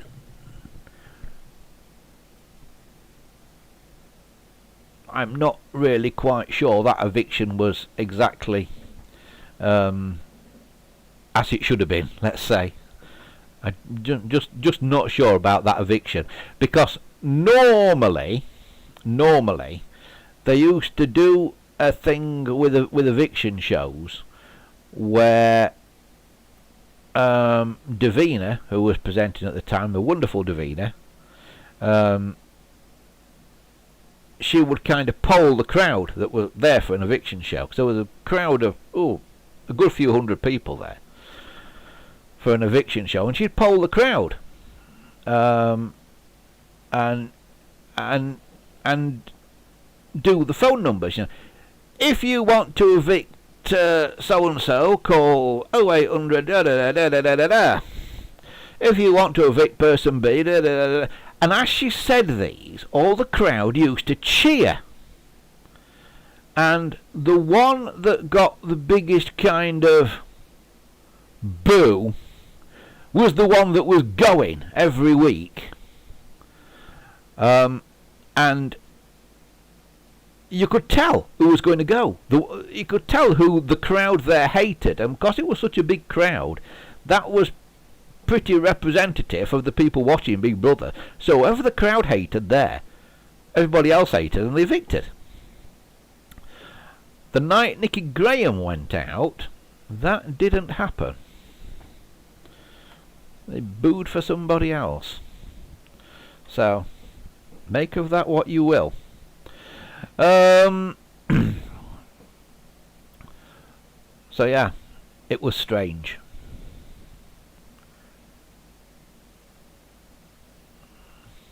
Dominic says, Andy, did you see much of the behind the scenes? Any Betacam VTRs? Or had they moved on by then? No, Dominic, it was all on tape. It was all on tape cassette. I don't know what type of tape cassettes they were. I don't think they'll have been pneumatic by that time. I'm guessing they were probably Betacam SP.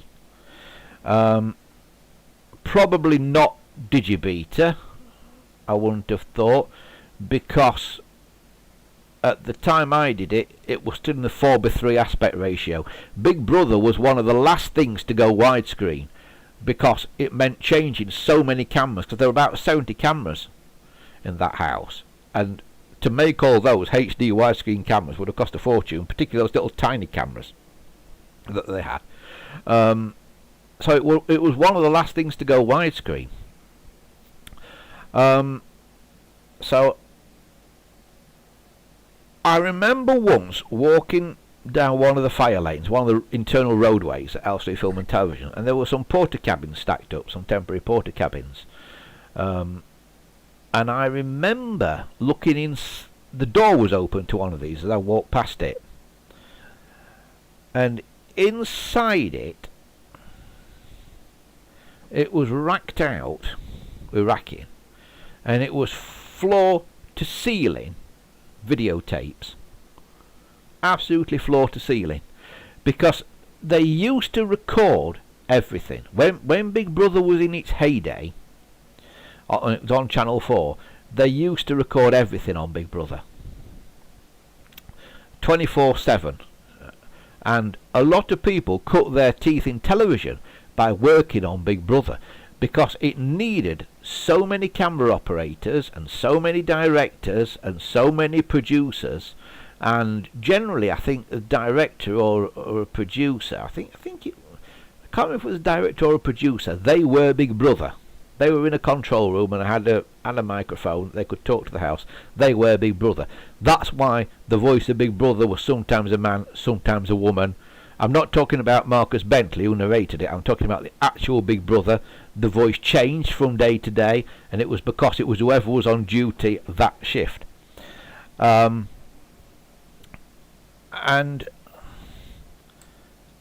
it was 24/7, and it was done live, and it was cut live. There was a live cut that you could watch a lot of the time.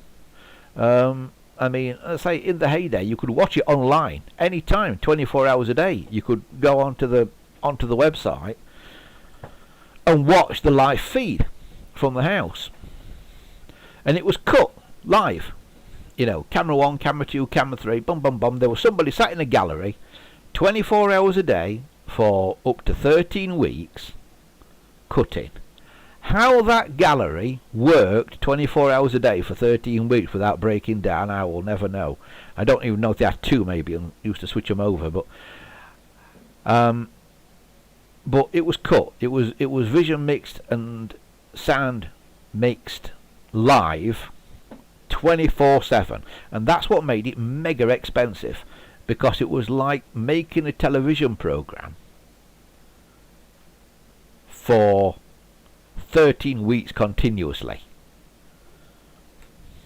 Now, around about the same time, I went to the BBC on a tour of Television Centre before Television Centre closed, and I was told by the people at Television Centre to hire one of their studios to make a program. The cost of program production at the BBC was £8,000 an hour at Television Centre. £8,000 an hour. And Big Brother was doing 24 hours a day, 7 days a week for 13 weeks, so do the maths. Granted, it wasn't at Television Centre, so it might have been a bit cheaper. But you get some idea, the number of people involved, all the camera operators, and then there'd be a producer, a director, a vision mixer. Then there was all the people making all the props, what they call the taskmaster, who used to do all the tasks and stuff like that. Lots and lots of people working in shifts. So they were cutting, and so they had this live output all the time. And as I understand it, they didn't record everything from every camera all the time. I don't think they did that, but because it would have just been ridiculous. Like, so between 50 and 70 cameras I had on a season of Big Brother. So to record every camera all the time would have been crazy. But what they did use to record was this live feed, and that is what they then cut into the thing you saw for an hour each night at about 9 o'clock. So imagine you've got one of these broadcast quality tapes in a Betacam SP or something like that might run for a couple of hours if you're lucky. And you've got 13 weeks to do continuously. it's a lot of tapes. So now what I don't know is if those tapes got saved or if they eventually got wiped. I'd love to know if those master tapes got saved or wiped, because I just don't know. The actual show tapes, the cut, the 1 hour cut that went out each day in prime time, they were definitely saved, because when the pandemic happened, there were some reruns on Channel 4 when they couldn't make any programs anymore. And the first series of Big Brother, the very first series, it was made in a different place. It was made at a place called 3 Mill Studios at Bow, the first and second series. That very first series actually repeated a few months after its original transmission in full. That first series, it was repeated in full. It was the only run of Big Brother that was repeated in full. Dominic says he reckons that the cost of that would be about £70 million if he's done his sums right. Gambo says 70,500,000. Yeah, I think that's probably about right. That's probably about right. You see, and that was cheap when you consider the number of hours of television it was, because sort of a few years before that, when I was at the Tramway Museum at Christ, they were filming Peak Practice there, and they reckon Peak Practice had a budget of about £1 million an episode, so that's about £1 million an hour of television. So by comparison, Big Brother was cheap.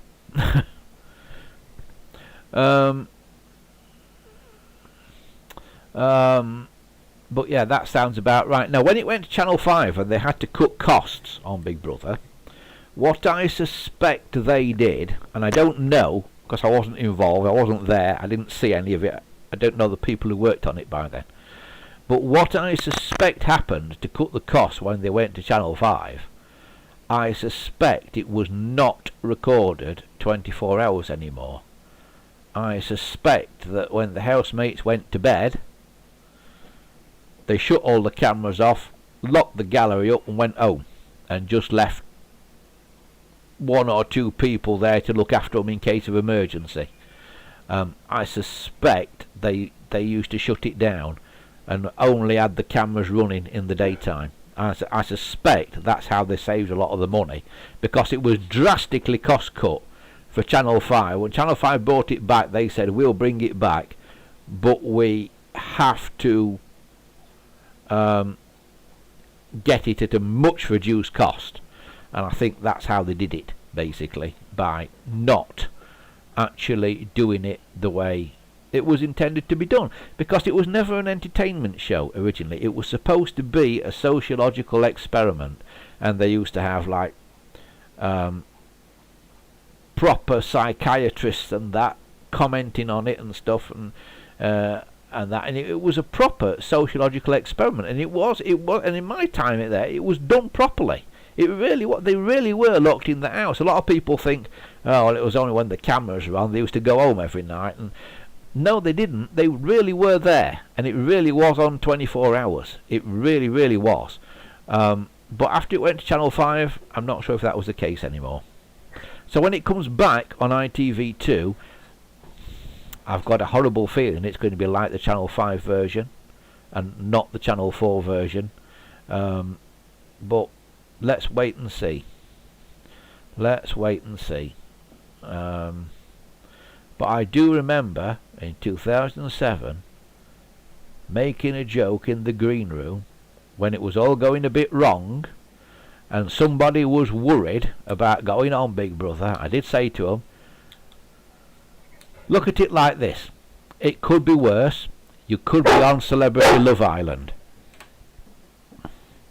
And that was a big joke, because Love Island was on ITV at the time, and it was failing. It was a abject failure. Yes, Thor, you want to go out? Yeah, Love Island was a failure, and we thought Big Brother was going to trounce it, and it did trounce Love Island. Of course, many years later, Love Island's blooming carried on, and Big Brother came off. So we were totally wrong. I've just got to let the dog out. Right, do you want to go out? Do you want to go out? Yeah? Do you want to go out? Yeah?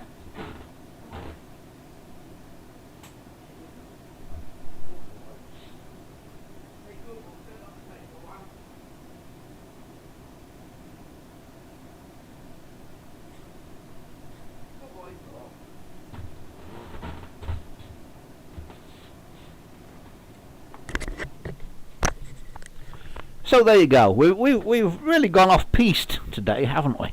You may have noticed it's gone quiet. That's because I've got the squeaky ball. Yeah. So yeah.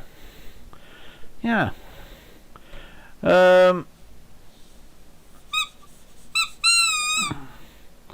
What did it say? Peak practice was expensive. Yeah, it was, Wesley. It was. Yeah, it was. I got a phone photo. I got a signed photo of Saskia Wickham on peak practice somewhere. Because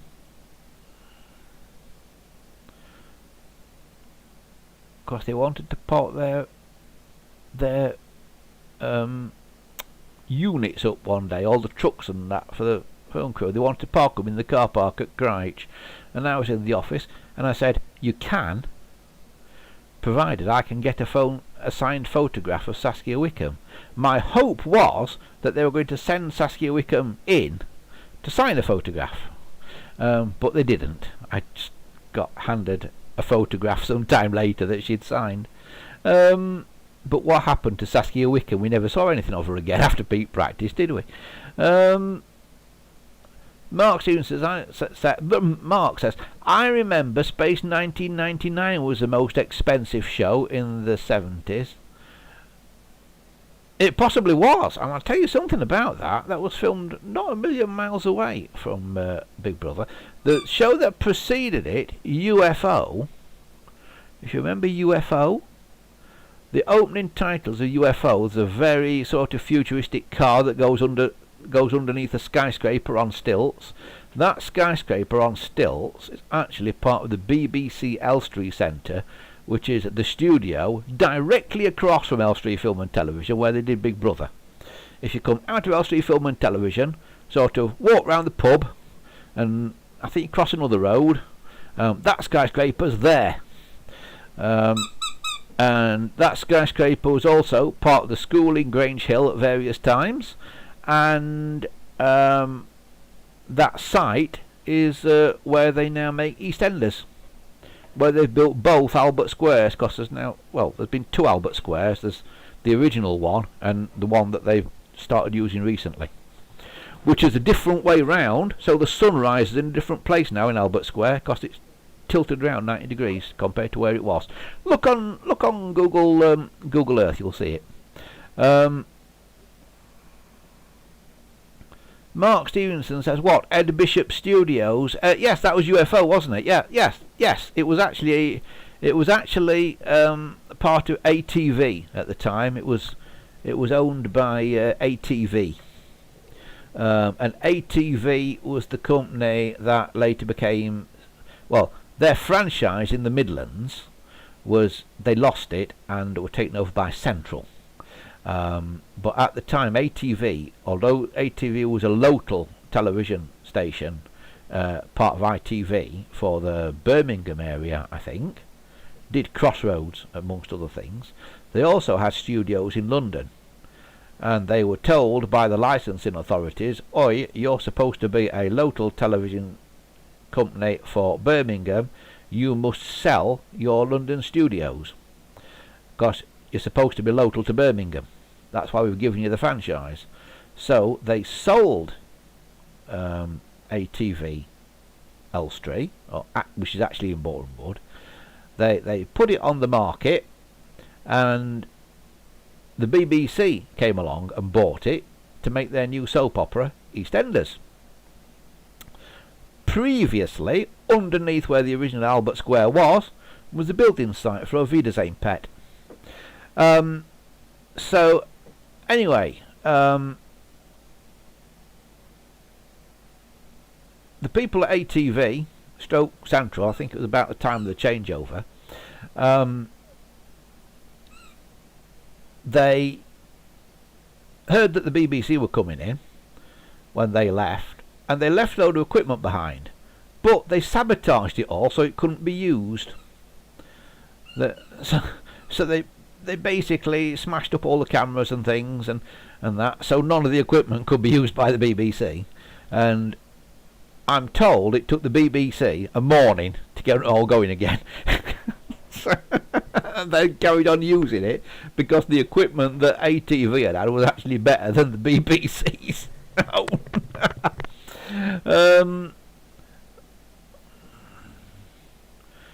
Mark Stevens says Central TV. Yes, Central. Yeah. Well, I think Central made I don't think Ovid's Pet came out with ATV's name on it. I think it came out with Central's name on it. But certainly that building site that's supposed to be in Germany or wherever the hell it is, no, it's in Boreham Wood, underneath the original Albert Square, which was actually the car park. So, I have no idea where people park the cars when they're making LV the same pet.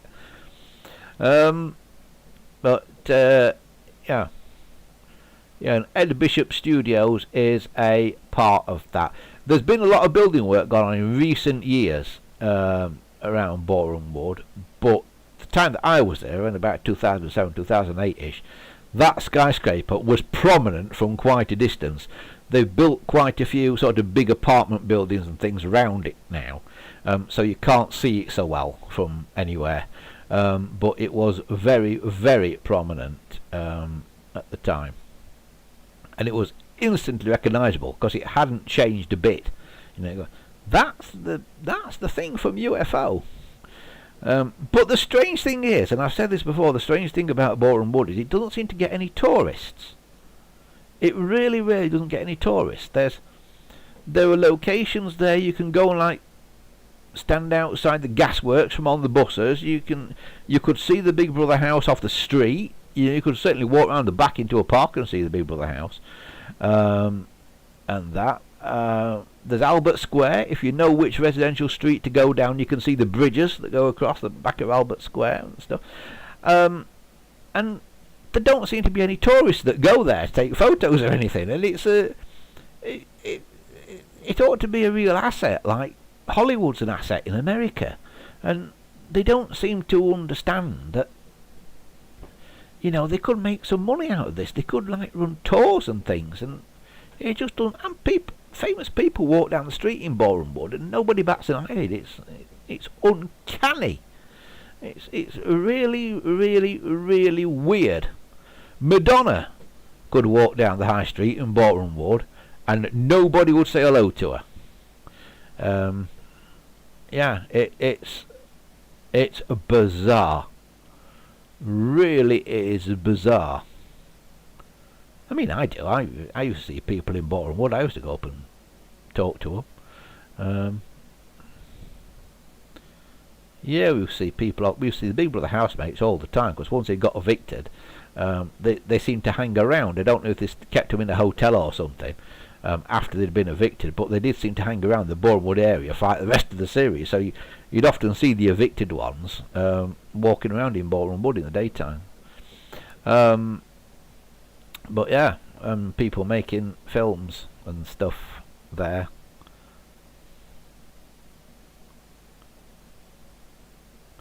Mark says, Andy, is the Albert Square Railway, were they real trains going past on the bridge? No, Mark. No. It's not even a real bridge. It's not even, a bus crashed into that bridge once. A double-decker bus crashed into that bridge and it took the top off the double-decker bus in the story of EastEnders.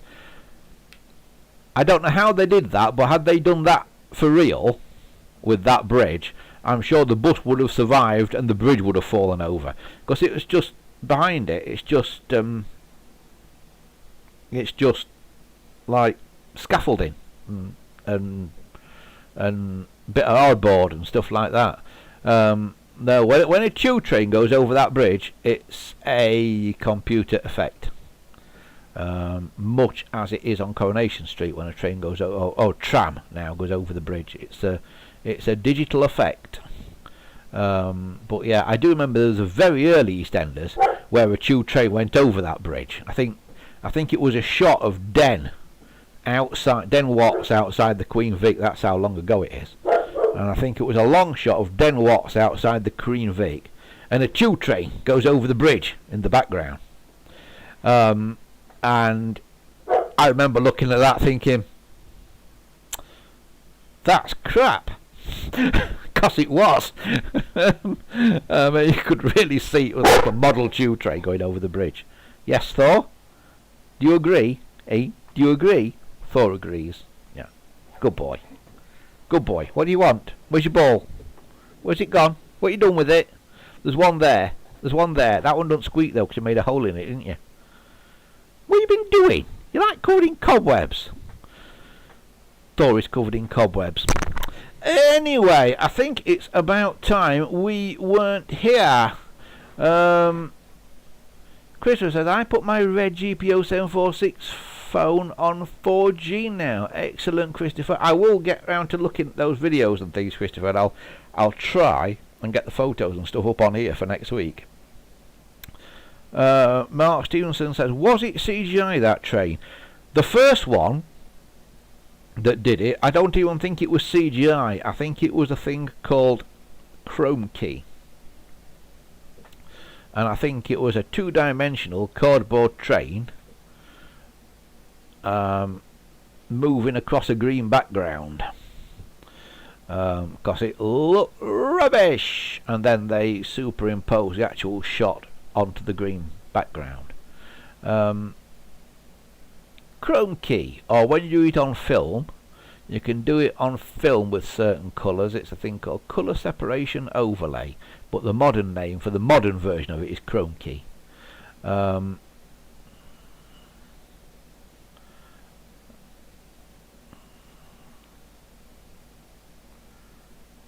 Christopher says, wiring a 1974 railway signal is more of a pain than wiring a 746 telephone. I've never tried to wire a railway signal, so I wouldn't know. Never had a go at that. I don't own a railway signal. The railway seem to still use most of them around here anyway. Christopher says, it took me 2 months to figure it out. But you did figure it out, so that's good.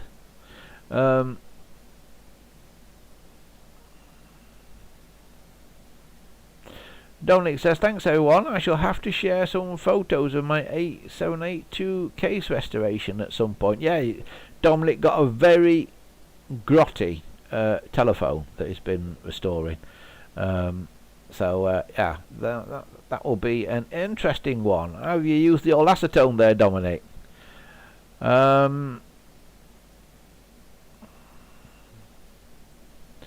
Christopher says, I can still watch Love Thy Neighbour. I've got a DVD box set.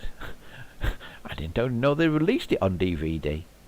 I bet you can't get it in the UK.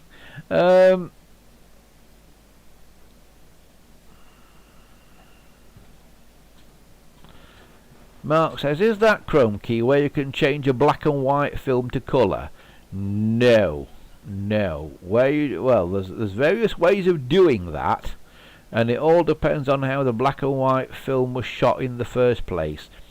If it was a true film, i.e. a black and white film, like say, I don't know, a Laurel and Hardy film, for instance, then to colorise that, you either have somebody sat there with effectively painting every frame of film into colour, or you can do it with a computer these days, and you say this tone of grey should be blue, that tone of grey should be yellow, that tone of grey should be a skin tony sort of pink colour, that tone of grey should be red. Get on with it, and then the computer does it all and it comes out with a colour film ish, except it sometimes gets it a bit mixed up. Now, there is another thing where the BBC used to make black and white film copies of colour television programs, and the way they used to do it was they used to point a film camera actually at a television screen. So there's a colour television monitor, and they are physically pointing a black and white 16mm film camera at the monitor. And the reason they did it was so they could sell things like Doctor Who to foreign countries that didn't have colour TV, or didn't even have up-to-date video equipment. You know, they just had telecine machines, which, you know, way of getting film onto television. So if you watch Doctor Who in out of Mongolia or somewhere, chances are you'd see what was originally a colour episode in black and white, because the BBC had sent it out to Mongolian TV on black and white film. Right. Now, if you point a camera at a TV set, you'll know weird patterns can appear on it. And what they discovered relatively recently was that accidentally recorded on this black and white film of these colour television programs was some colour information. And it was a little bit like when you look at a picture in a newspaper up close and you can see it's all made up of dots.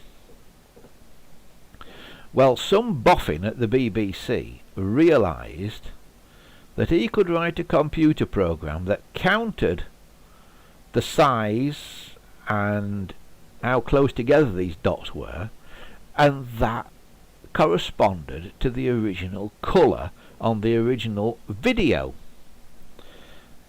So they now run black and white copies of colour programs through this system, and it looks at each individual frame, analyses these dots that are accidentally recorded in the picture, and it can work out what the original colour was. And it's very, very good. It makes copies that look very close to the original colour copies. It's quite hard to tell. You can kind of tell, but it's hard to tell. And when you look at some of the Dad's Armies, when Dad's Army gets repeated, sometimes you have to think, is this a restored one, or is this an original colour tape, or is this one that's had something weird done to it? Because they've got really, really good. Originally, when they did it with the first few Doctor Who's, you could tell a restored one, because they had other ways of doing it. But now they use this thing by analysing the dots in the black and white film. That's really, really good. It's really good. Hats off to the boffin who invented that. But that is how they do it. But it has to be a black and white film copy of a colour transmission. It doesn't work for original black and white material, because there's no colour information anywhere in it. If it was originally black and white film, it has to stay black and white film unless you artificially assign a colour to each shade of grey. And you can assign whatever colour you want, and sometimes they do get it wrong. So if you look at a black and white Laurel and Hardy film that's been colourised, because Ted Turner colourised some of them, I believe it was Ted Turner who did it, had it done, the colours are guesses on those. They are not actual. There's no actual colour information in those. It's just somebody's guess of what colour things should be. But with the more recent stuff the BBC's done, it's not a guess. They've got information out of the black and white and made it back into the original colours. Right. Mark says you can get Doctor Who in HD 1080p now. Yeah, I'm not so sure about that, Mark. I don't think it will be any higher def. Well, the original Doctor Who's certainly won't be any higher definition than the original tape was. because it will be lower definition when you've... Well, imagine getting a standard... Imagine you're watching this on your TV now, and you get a black and white cine camera and point it at the screen and wind your camera up and press it and off you go. It's not going to be a very good resolution image, is it? So when they say it's in 1080p, yeah, there might be that number of pixels in it, but is it that clear? And I think the answer's probably no. I think it's only as clear as good standard definition. But good standard definition on a good TV can look very close to HD, unless you're looking at it on a massive screen. But on a normal sized TV that's about 40 something inches from corner to corner, get a good TV and a good standard def transmission, i.e. not Freeview where they digitize it and cram it all in. Get a good analog transmission of standard definition TV, or even watch a DVD in standard definition on your TV, and it's very close to being as good on a normal sized TV as high def is. I don't think you can tell much difference. I still watch a TV. I've got a fairly normal sized... I've not got all these massive things on the wall. I've got a 40 something inch corner to corner widescreen TV, and I watch everything in standard definition. And if I watch it in high def, to be honest, it doesn't make much difference to it. In fact, in some ways the picture's not as good, but that's another story for another day. Dominic says, I know the first Pertwee episode is genuinely in HD, as they use film instead of VT for all the filming for some reason. Yes, Dominic, but the film they used wasn't that great. It was only 16mm. So it's all down to do, and you'll know all about this, Dominic, because I know you're into photography and stuff. It's all to do with film emulsion and film grain, and how grainy the film is.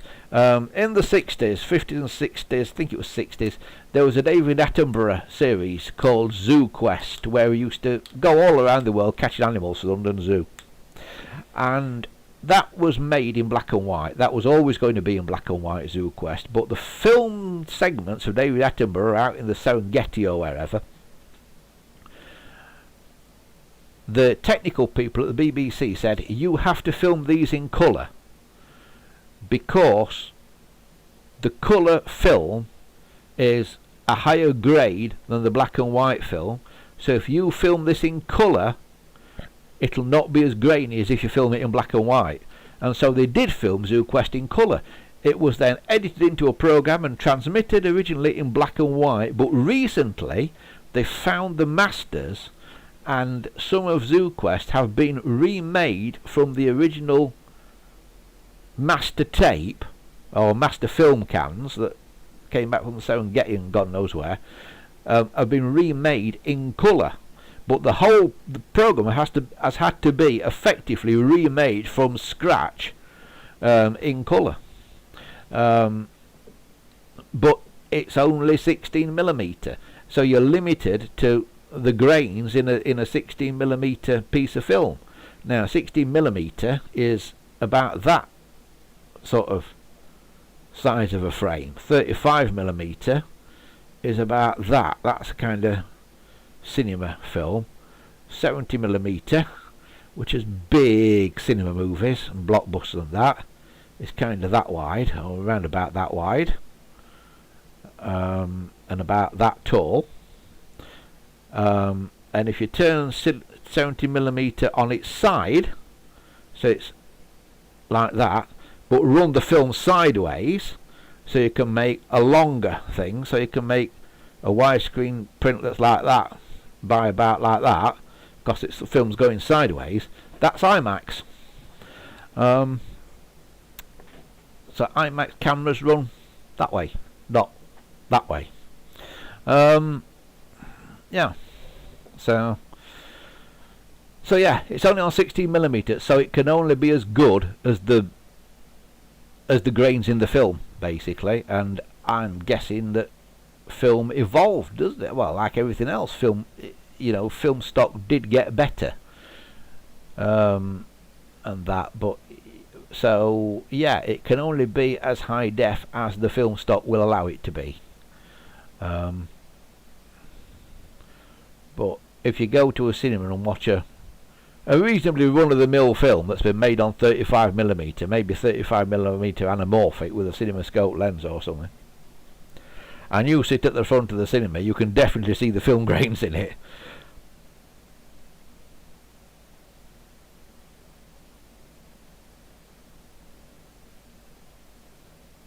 Mark says, I'm talking Blu-rays. He says Space 1999 is good in HD.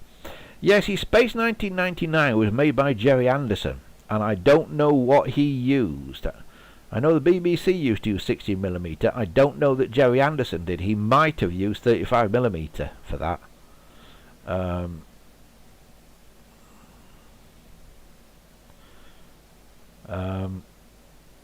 Dominic says 60mm film is still much better than VT in resolution. Depends on the VT.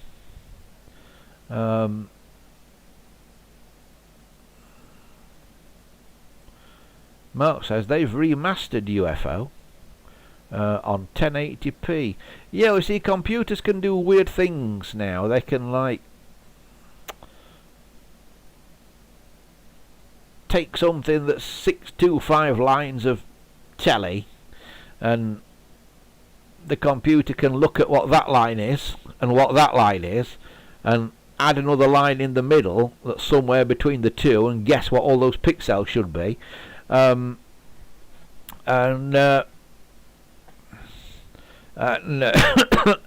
that's how you get a remastered high def of something that wasn't originally high def. But the thing is, those extra lines are only a guess of that's somewhere between the line above it and the line below it, or the pixel to the left of it and the pixel to the right of it.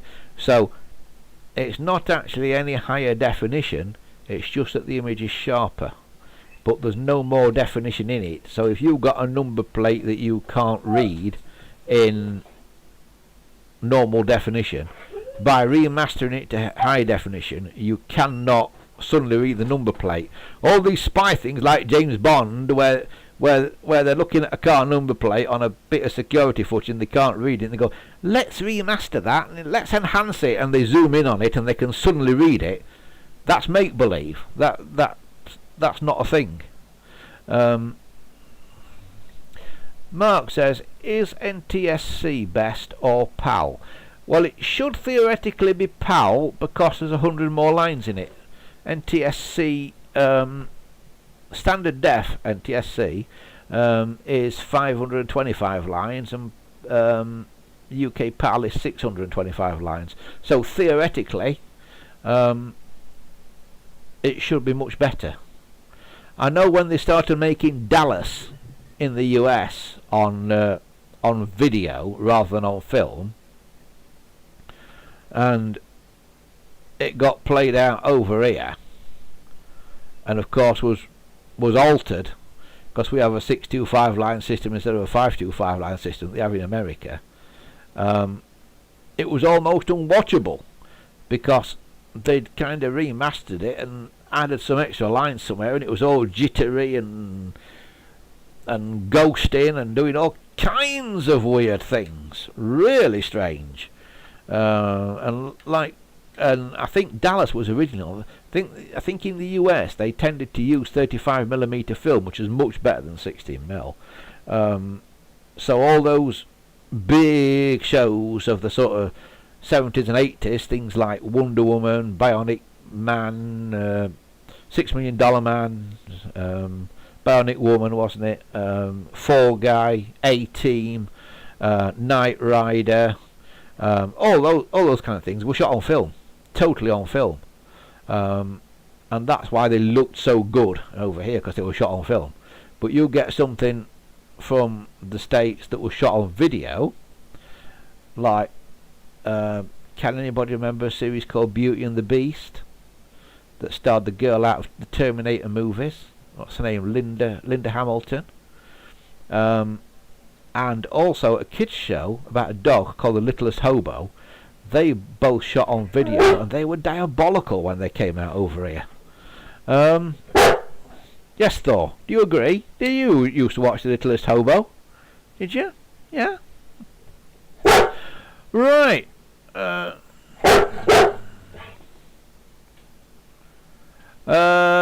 Mark says you can get or did get an NTSC on a PAL video player.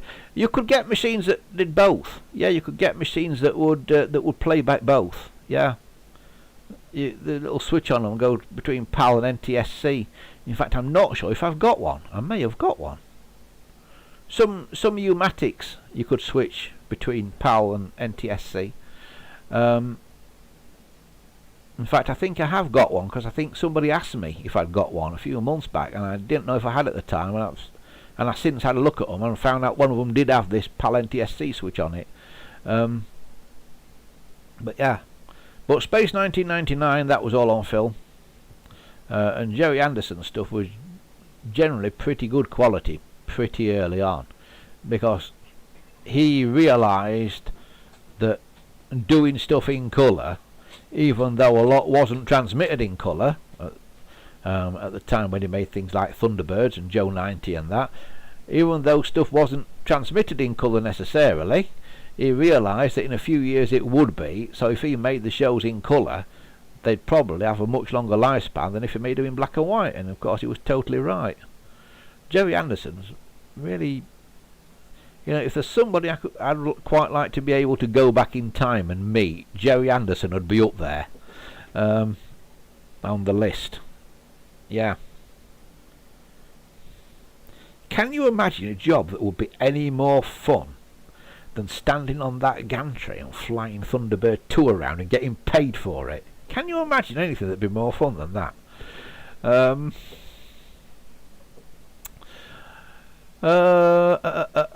Right.